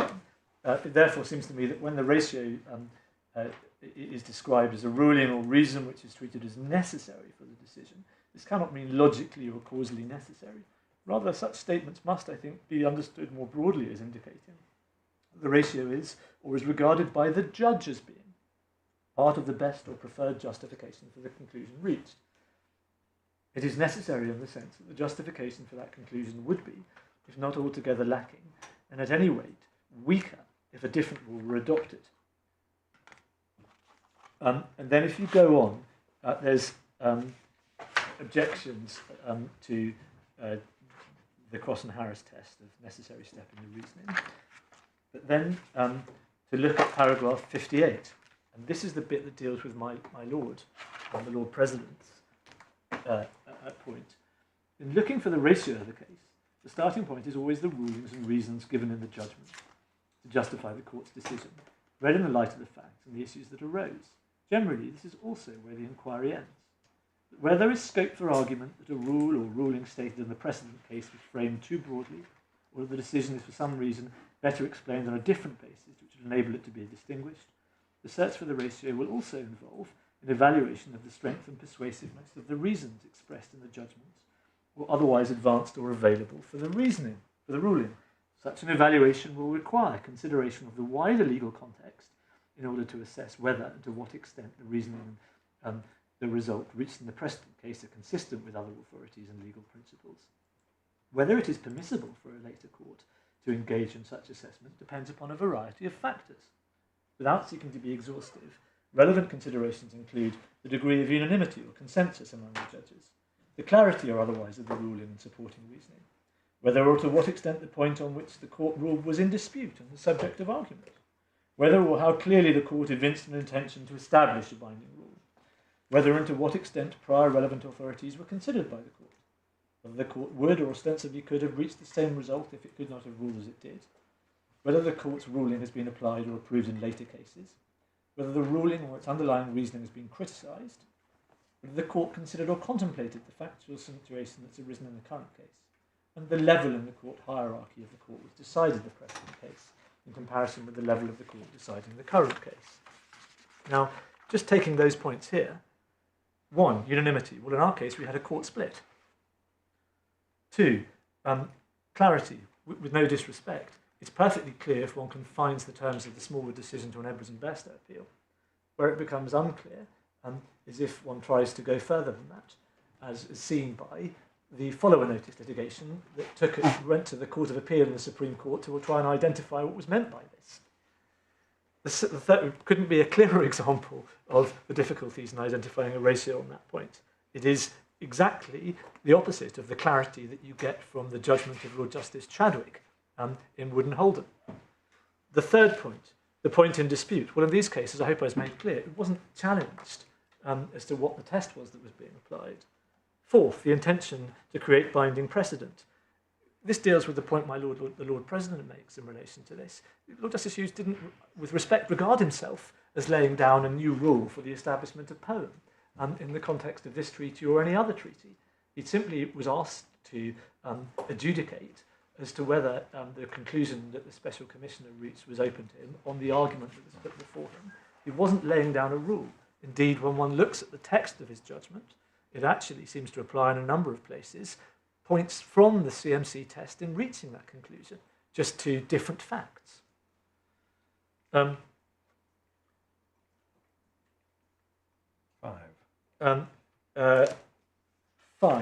Whether and to what extent relevant authorities were considered by the courts. Well, the difficulty here is that the authorities that I've drawn your attention to, namely the points regarding the contemporaneous use of materials, these weren't considered by the court there because everybody was looking at the 2000 commentary. They weren't looking at what I would say is the muscular effect of the public position of the UK at the time of the 1981 treaty and the point it was agreed. They weren't shown this, and they weren't shown those authorities. Had the point been an issue, no doubt they would have been shown those. At which point, in circumstances where they're trying to construe the meaning of a bilateral treaty, a question would have been asked as to where the Special Commissioner, with respect, got his test from, or their test from. 6. Whether the court would, or sensibly, could have reached the same result if it had not ruled as it did. Well, in circumstances where it was an Edwards and Bairstow appeal and they weren't arguing about the test, if they'd I made my point that in the event that they had adopted my test, they would have reached the same conclusion. 7. Whether the court's ruling has been applied or approved in later cases. My lord, that waits to be seen. 8. Whether the ruling or its underlying reasoning has been criticised by commentators or by judges in later cases. I think it's fair to... Well, no, but it's been the subject of observations that we've been taken to. Exactly. And in the Upper Tribunal in this case. Yeah. And with respect, in the event that Lord Justice Hughes had laid down a clear rule as to what it was, we may not find ourselves in this position. Because certainly the FTT in this case regarded itself as rejecting the Wooden-Holden approach. And the other points probably don't apply so much. That's right. 9 and yes. 10. Yeah. Well, yes, I think the others don't apply. Yeah. Thank you. I'm grateful, my lord. I was going to take you through the law as to what the test was for whether a case was per incuriam or whether or not a decision is manifestly wrong. The authorities for those are in the bundle and referred to in the course of the skeleton argument. It's Lynn, Rickards and Danuse. In my submission, you don't need to get into any of that, but I'd better... Well, let's see. We won't prevent you doing that in reply if you feel there's a need to do it, but I think for the moment we don't need to go there. Are you happy with that? You sure? Well, I think it probably would be helpful if you'd be assisted by it. Let's do it. What does Lord Justice Newey think? I think it's better bet is this one. You better not. I think it's better bet is this line rather than per incuriam. Yes. Well, I think you ought to take us to them shortly. Shortly. Of course, I will, my lord. Yes, my primary case, as I have said, is that there simply wasn't a binding precedent on the point. Yes. This is in your skeleton. This is in my skeleton. So I think we've got it there. Let's get it up. But if we look as to what the test is, one of the points is that you will become clear is that there is not a clear or articulated test that's made by the Court of Appeal as to the circumstances in which a decision will be per incuriam or manifestly wrong. The categories are not closed in relation to that for obvious reasons. But the Court of Appeal is very slow to find that it isn't bound. Of course, my lord.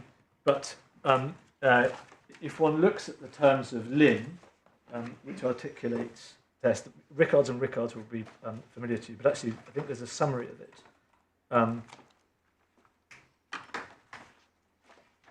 Yes, let's look at Lynn.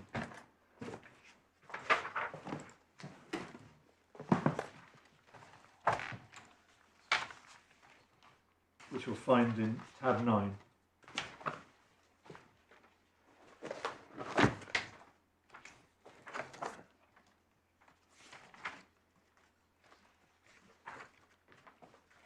There's a summary of the principles in paragraph 34 of that.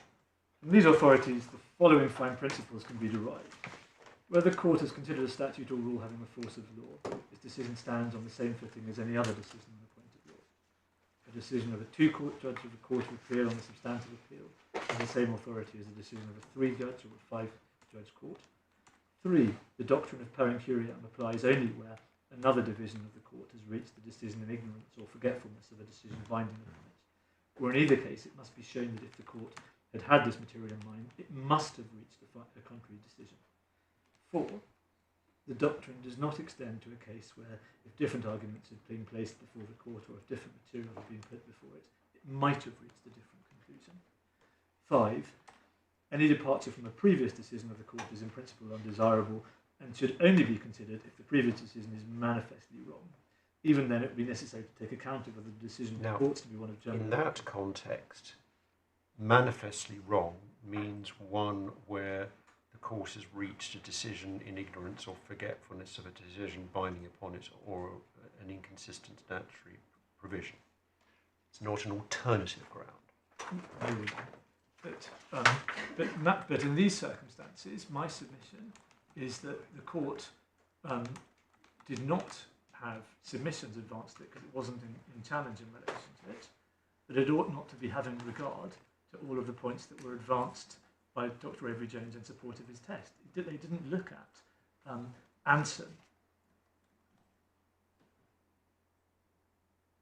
and Fowler in relation to it. In some cases, for good reason, because they the Royal Bank of Ireland case, for example, was decided after. This is all completely muddled. At this stage of the argument, we are supposing that Smallwood, being a decision of this court, is binding upon this court, and you're at this stage of the argument trying to establish an exception to the normal binding effect. And your primary submission here is it's per incuriam, and saying the special commissioners forgot something doesn't help you. What you have to show is that this court forgot something. But my lord, I apologise. I mean, this of course, the submission you've just made supports the previous argument you run, which is not binding in the first place. We've got all of those points, but we now have to assume those are wrong. Let's assume it is binding, and now you're trying to show it's per incuriam. So, ex hypothesi, the Court of Appeal has approved Dr. Avery Jones's test. So, by referring to what Dr. Avery Jones's approach was, I'm actually indirectly saying that the Court of Appeal applied the same test, identified the same test as him. So, and I apologise if I put it in those terms rather than this court. But what's the decision that's binding, or the inconsistent statutory provision that's been ignored or forgotten? Well, the court did not have regard to the point that in approaching the terms of a bilateral treaty between two parties, you cannot take into account factors that from the unilateral practice of one state or party to that agreement that occurred after the date of the agreement. That's an argument that wasn't run and therefore wasn't taken into account. Which is a but it's not a decision binding upon it or an inconsistent statutory provision. It's not an inconsistent statutory provision, my lord. Although I query whether, for example, in terms of the Vienna Convention or the interpretation of it. Sorry, look, Proposition 4 in this list, the doctrine does not extend to a case where if different arguments have been placed before the court, or if different material have been placed before it, it might have reached a different conclusion. So this is why per incuriam is a very narrow doctrine. My lord, I acknowledge the difficulty that lies in my path in establishing that it's per incuriam, and it isn't my preferred answer in these circumstances. Indeed so.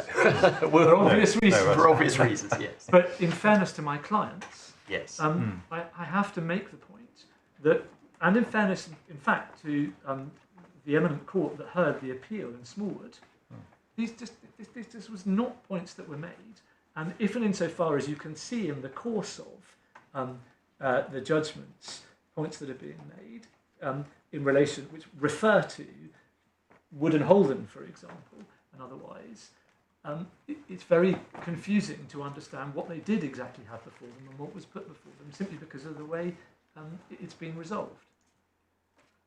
As to whether it's manifestly wrong, with respect, that comes back to exactly the same points. There are a number of bases. I'm troubled by that because if the authority you're relying upon for manifestly wrong, it's not a separate ground. As we can see, it's all part of the same consideration. Is it per incuriam? You only get there if you've got over hurdle 4. 3 and hurdle 4, which are high hurdles. High hurdles.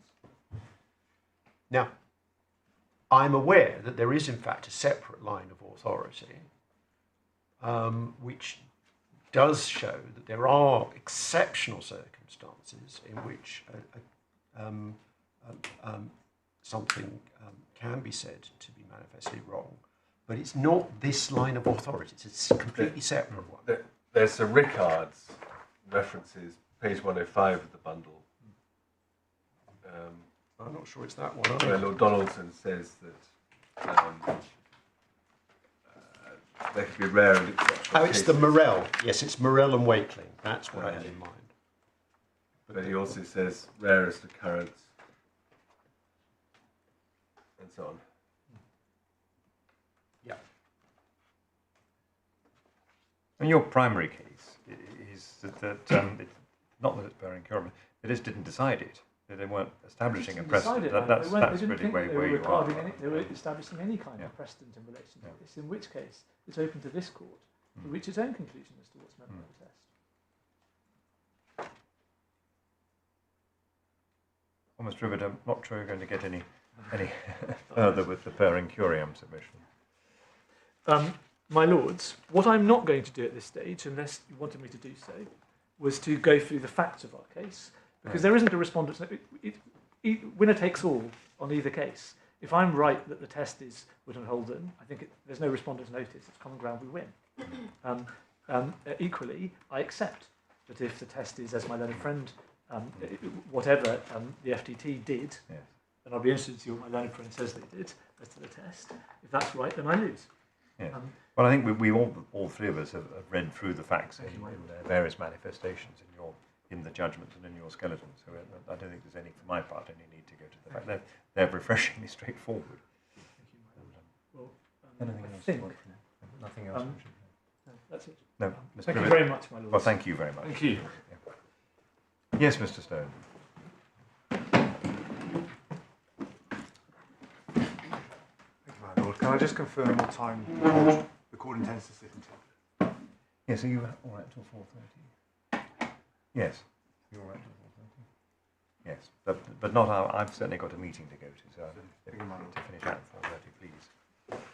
My lord, in terms of the structure that I intend to take with the leave of the court, it's to look first of all at the issue that this court has to decide, focusing on, in particular, the test for poem that my learned friends set out in their skeleton argument, and how that test is actually changed into what he submits today already. I then intend to look at Smallwood in the Special Commissions and Court of Appeal and what that decided. Because in my submission there are two routes to deciding this appeal in the revenue's favour. The first is to follow the route that was adopted by the Upper Tribunal, which is to determine what Smallwood decided, to determine that the proper approach or application of poem was part of the ratio of Smallwood, and in particular, the rejection by the majority of the Wood and Holden approach. To find the Smallwood is therefore binding on this court because, as discussions have just been had, it is neither per incuriam nor manifestly wrong. The second approach to decide this appeal in favour of the revenue is to look at the treaty from first principles as an issue of treaty interpretation, and I intend to show that that leads to the same interpretation reached by the Special Commissioners in Smallwood, and also that approaching it as an issue of treaty interpretation does not lead you to a result that poem should be interpreted in light of Wood and Holden. And fourthly, to address briefly some of the perceived concerns my learned friend has put before you if you were to uphold the test that the Special Commissioners in Smallwood applied. Focusing on the first issue, the issue for the Court of Appeal to decide in my learned friend's case, clearly, just by way of introduction, it is common ground, as it had been in the Upper Tribunal, that the trustees of each of the family trusts was resident in both the UK and Mauritius under their domestic laws, and therefore resident in both countries for the purposes of Article 4.1 of the Double Taxation Treaty. And as regards the UK, my learned friend has showed you section 69. The reason the trustees were resident here is that under section 69, the trustees of the settlement are a single and continuing body of persons distinct from the persons who may from time to time be trustees. And there was a period in the tax year, in fact running from the 24th of, in the relevant tax year, when the trustees were resident in the UK. And therefore, under the domestic test, they were resident in the UK. And therefore, pursuant to section 2 of the TCGA, the trustees were chargeable to CGT on all the gains made in the tax year, even those which predated the date on which they became resident. And therefore, the domestic law of the UK made the appellants liable to the sums assessed. The purpose of the Round the World scheme was to avoid the UK CGT by relying on the Double Taxation Treaty to grant sole taxing rights over those gains to Mauritius, which, as we know, did not impose a relevant form of CGT. Was it always Mauritius used in these schemes, or were there other jurisdictions? No, my lord, there are some cases going on at the moment that involve New Zealand. I see. A similar poem test, and of course a similar low tax jurisdiction. So the Double Taxation Treaty could only be relied upon, of course, if the appellants could establish that under the tiebreaker, place of effective management was in Mauritius rather than the UK. So, as it's clear, the test of poem doesn't impose a charge to tax. That is done through the UK's domestic laws. Rather, it determines whether the UK or Mauritius has the right to impose its domestic charge to tax. And the single ground of appeal concerns a proper approach to determining poem in the UK-Mauritius Treaty. As I said, how the case was put in the skeleton argument and how it has been put up to now in the FTT and the Upper Tribunal is different from how my learned friend expanded it in oral submissions to you. So the appellant submitted to the FTT. I'm not sure I noticed any difference. I thought he just quoted what he put into skeleton. Well, my lord, the distinction is between saying that the test is CMC and saying that the test is that set out in their skeleton argument. And my lord, I do say that they are different things. Because my learned friend submitted to you that the relevant passage in the skeleton argument is a summary of the CMC test. But my lord, it is not. It is a very specific approach that any court or tribunal would have to take to determining poem. My learned friends in the skeleton argument say it's the only approach that the court could take. And I will go there now. It's effectively to set up a presumption which is rebuttable if there is usurpation or dictation. And it was I think, paragraph 36. That is where I... skeleton, and you'll recall that generated a number of construction points to the Lord's. My lord, there are the construction points, but there are some more fundamental differences between that and the CMC test. I mean, some of what one might call construction points might be typing points. Really. I didn't mean to be dismissive of the quality of the observation. It is relevant and important, my lord, because, as I say, it is how the case was advanced below in the FTT and the Upper Tribunal on a very particular approach that should be taken, which is the Wooden-Holden approach. It is to look for the decision-making body at a particular time and ask whether those decision-making functions have been usurped or dictated. That is not an accurate summary of the CMC approach. If I can take you through to show you how it has been advanced below and how it is put before you and the distinctions I say are drawn. If I could take you please in the core bundle to page 214.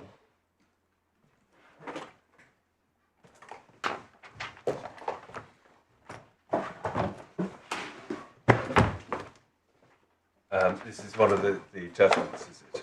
Yes, this is in the judgment of the First Tier Tribunal.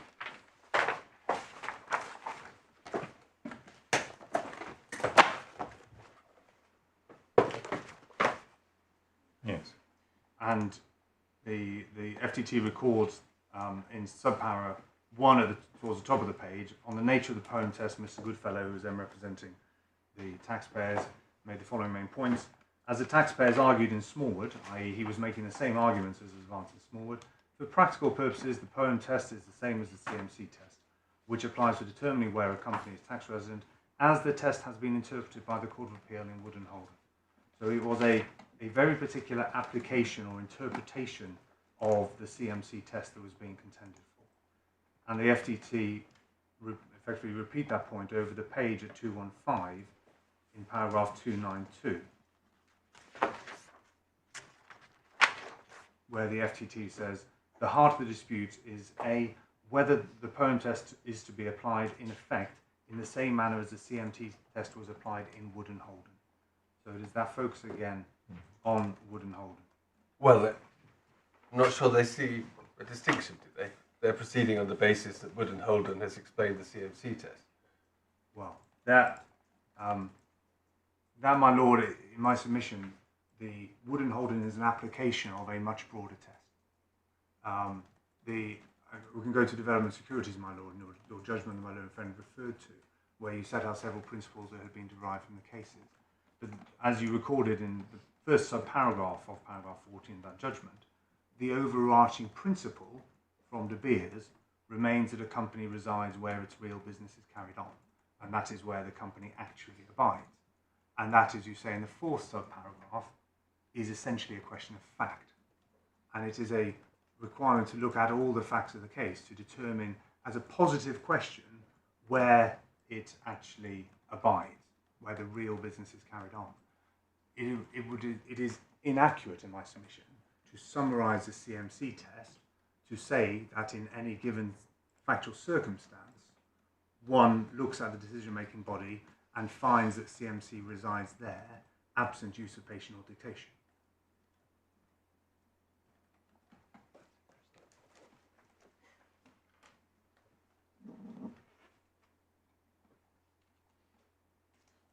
So, my lord, I can maybe it would assist to make that point stronger by reference to De Beers itself, which I know you have well in mind, Lord Newey, but I can take you just to one or two passages in the leading judgment in De Beers, if I may, to make good the point that it is a positive test rather than the one that relies upon a rebuttable presumption, as it were.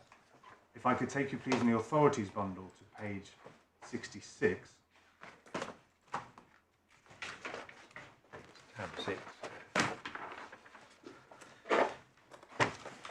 Refreshingly short. And the judgment of Lord Lorreburn starts on page 66. But if I can just highlight a number of matters over the page on page 67.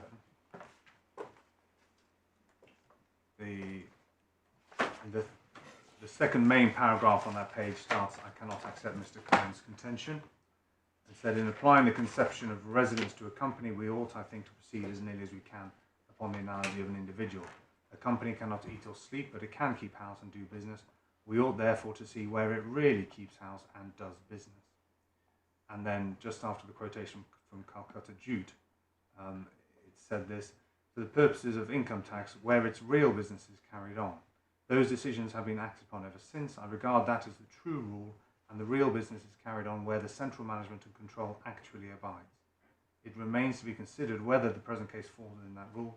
This is a pure question of fact, to be determined not according to the construction of this or that regulation or bylaw, but upon a scrutiny of the course of business and trading. So it is a highly fact-sensitive case, having regard to the scrutiny of the course of business and trading. If I can compare that, my lords, with paragraph 36 of my learned friend's article, you find that in, you may have it separately, you find it in the core bundle of page 25.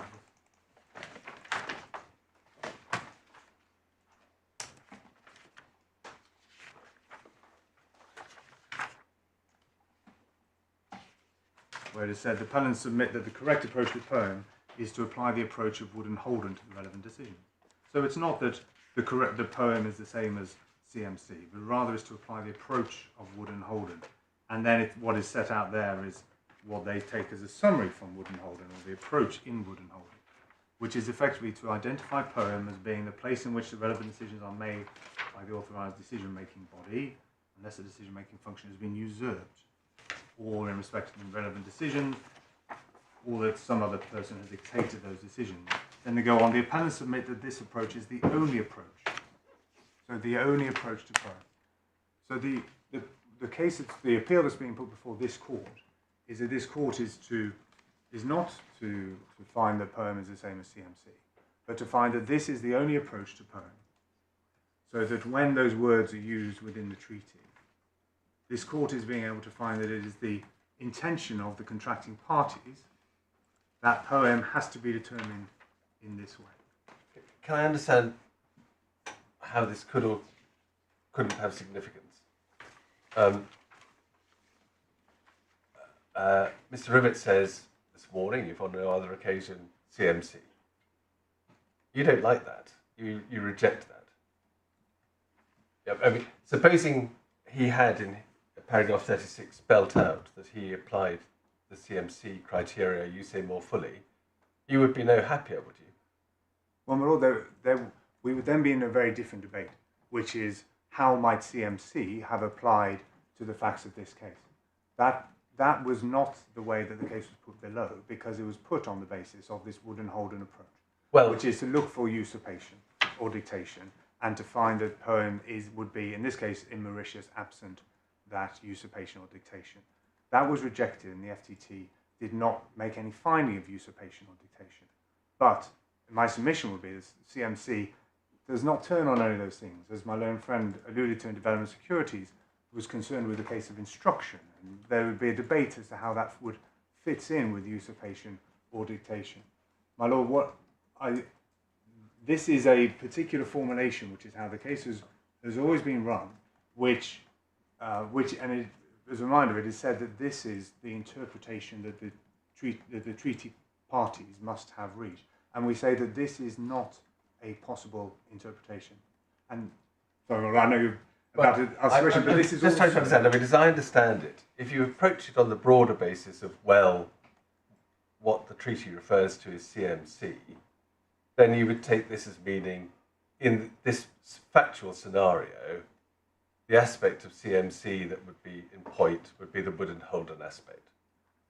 And that's a perfectly possible argument, isn't it? You reject it because you say, well, it isn't CMC at all. My lord, one of the difficulties with the Wood and Holden approach, and this is the point that Lord Justice Hughes picks up in his judgment, where he says it's to return to the snapshot. One of the difficulties of applying this approach is that it begs the question which decisions at which point in time, and it focuses. If one is to say, well, the decisions are the decisions to sell, the starting point is the trustees are resident at that time in Mauritius, and so you look at Mauritius and you say the poem's in Mauritius unless there's usurpation or dictation. But as Lord Justice McFarlane said, Lord Hughes is opening the lens beyond those particular decisions at that particular time, and is saying the poem is a comparative test because you have dual residence as a result not of concurrent residence but consecutive residence. And when you appreciate that you have periods of consecutive residence, it is much harder to see how one applies the Wood and Holden test in those circumstances. Because my learned friends assume that one starts with Mauritius unless you find usurpation or dictation. But obviously there was a period in which residence was in the UK. And the special commissioners in Smallwood were quite right when they said that poem is a comparative test where you weigh the acts of management in the different countries over a broader period of time. You look at all the relevant facts and circumstances, and you determine where the place of effective management or real top-level management was. And this, the Wood and Holden approach, which was the approach that was urged on the Court of Appeal by Mr. Prosser, doesn't allow that. It doesn't permit that wider lens to be drawn. And that is why Lord Justice Hughes rejected that test in Smallwood.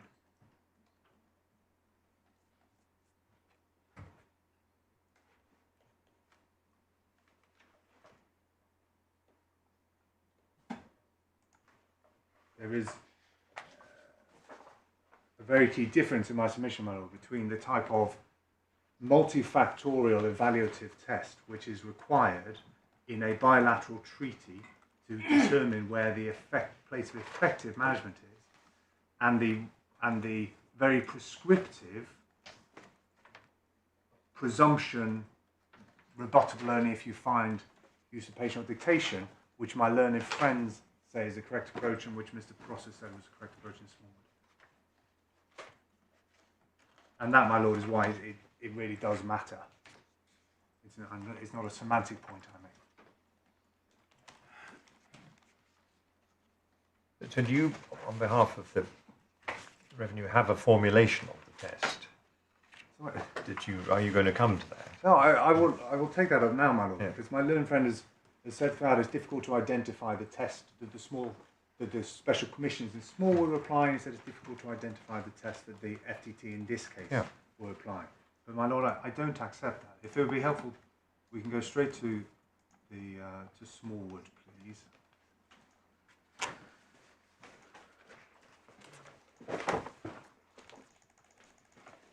And in the time permitted this evening, my Lord, I'll have to skip to your answer. It's probably the appropriate way to go. Well, that may be. Tomorrow, then you can backfill tomorrow morning. I will come back to explain how the special commissioners got to that answer.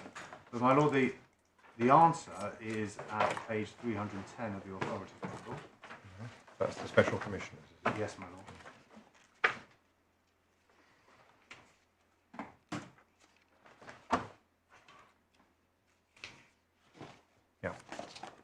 And it's paragraph 130 that my learned friend referred you to. Accordingly, there's nothing in the additional material, the material he's just looked at, or they have just looked at, that changes our initial view. Having regard to the ordinary meaning of the words and their context, in the light of their object and purpose, which of course is the correct approach to treaty interpretation, we should approach the issue of poem as considering in which state the real top-level management or the realistic positive management of the trustee qua trustee is found. That is the test that the special commissioners identified.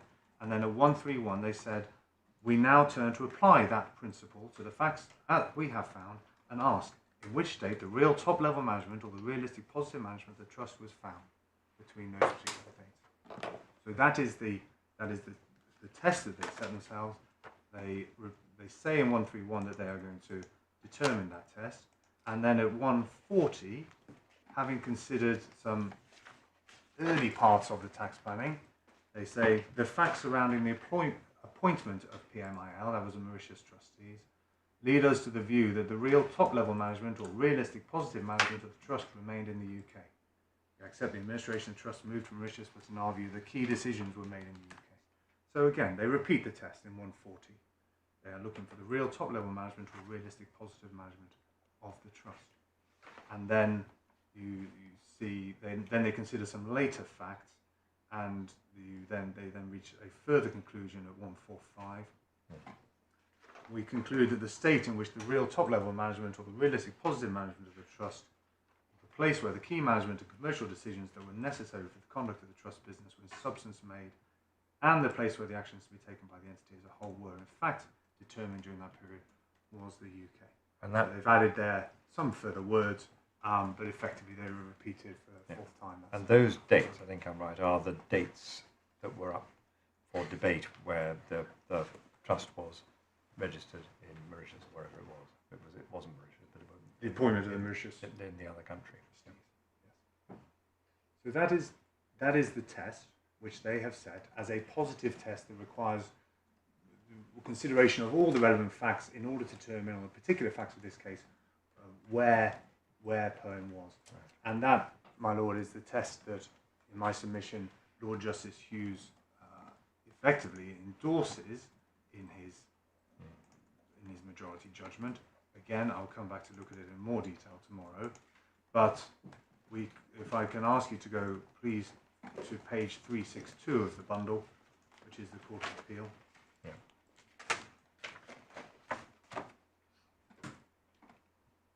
We can see immediately at paragraph 70 the findings of fact that Lord Justice Hughes identified as enabling the special commissioners to find the poem was in the UK. And of course you see that at the end of the paragraph before he has said that the Special Commissioners addressed the correct question in 140 and 145, which are the paragraphs I just showed you.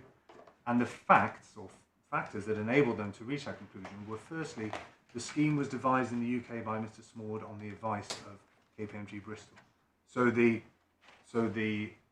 devising of the scheme in the UK by the settlor was a relevant fact. Now, my learned friend says you have to focus on the particular decisions. What are the decisions? That might be appropriate for a CMC approach. But we've already seen that Lord Justice Hughes says you have to widen the lens. So he is looking beyond those particular decisions to see this trust, which was in Jersey and the UK and Mauritius and the UK. Look at all the relevant facts, broaden the lens, and it is appropriate in that context to take into account that the scheme was devised by the settlor. But there is a temporal point in time that the focus must be upon. It's the moment when the taxable event happens, and in Smallwood that happened during that period of December to March, whenever it was, that as a whole, that period they were in Mauritius. And so the special commissioners determined that for the whole of that period, including the day when they did undertook the transactions, or the days when they undertook the transactions, the trust was resident in the UK. But my lord, it was not just the facts of that period. No, but I think the whole exercise is only taking place because a taxable event took place, and so the test isn't just an amorphous test. It's got to be anchored in some form of chronological sequence. And I think I'm making an observation which I hope is helpful to your case. What the special commissioners did was say, well, look at the whole of that period that it was a query. Well, it was resident in Mauritius, but we're looking at whether the CMC test produces a different result, or the tiebreaker result. The Turing test. And they hold that. And what Lord Justice Hughes is doing, that test wasn't, as Mr. Rivett's been submitting, wasn't in focus before the Court of Appeal. It was accepted by Mr. Prosser, as Lord Justice Patton's judgment at paragraph 49 concedes the correct test. And so what Lord Justice Hughes is doing is applying that test to the facts, and his paragraph 70 is a list of the factors that supported the Special Commissioner's conclusion that everything, whilst there was action taking place in Mauritius, everything was being determined in terms of real management in the UK. That is quite so, my lord.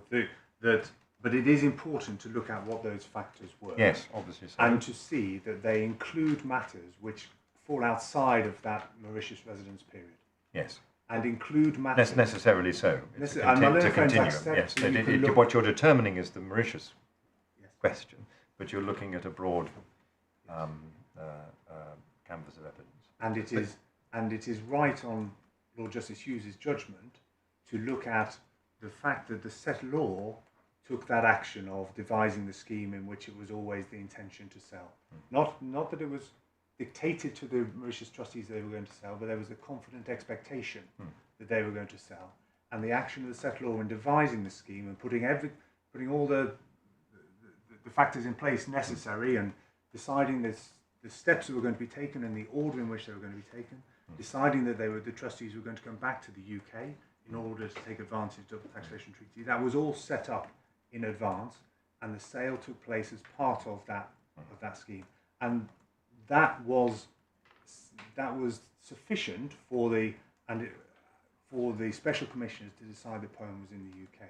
It may not be sufficient to say that CMC was in the UK, and that is the key point. That is where the distinction comes. You see, and I will come back tomorrow, my lord, to show what the.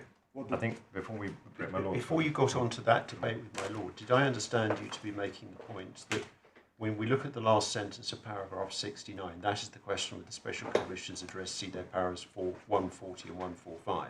You say it's implicit in that he was saying they'd asked themselves and answered the right question. Quite so. Yeah. And my lord, the important point which I'll seek to develop, and it's the point that the Upper Tribunal found in my favour below, is that what was going on in the Court of Appeal at one level, there was agreement at the test. It was looking at the realistic, positive management of the trust. But the key distinction between Mr. Prosser and the revenue, and between Lord Justice Patton and Lord Justice Hughes, was how you apply that test. Because Mr. Prosser was saying you apply Wood & Holden, and you need to find usurpation in order to find the poems in the UK. The specials did not find usurpation, therefore poem could not have been found in the UK. That was the Edwards and Bedford. If you applied the right test, they could not have come to that conclusion. Lord Justice Patton accepted that submission and said, yes, the correct test is paragraph 27 of Lord Justice Chadwick. There was not usurpation found by the special commissioners, and therefore they could not have properly found poem in the UK. And what Lord Justice Hughes does is to reject that approach. So yes, there is an agreement at one level of generality of the test. They are agreed on the test that one derives from the 2000 commentary. But the key point in terms of the binding ratio of the majority judgment is how one applies poem. And what is specifically rejected by a majority is the case that is advanced in paragraph 36 of my reference to Scotland Island. Well, that's very helpful, and a helpful use of the time. Is there anything you want to raise with them, agree? Anything else? No? Good.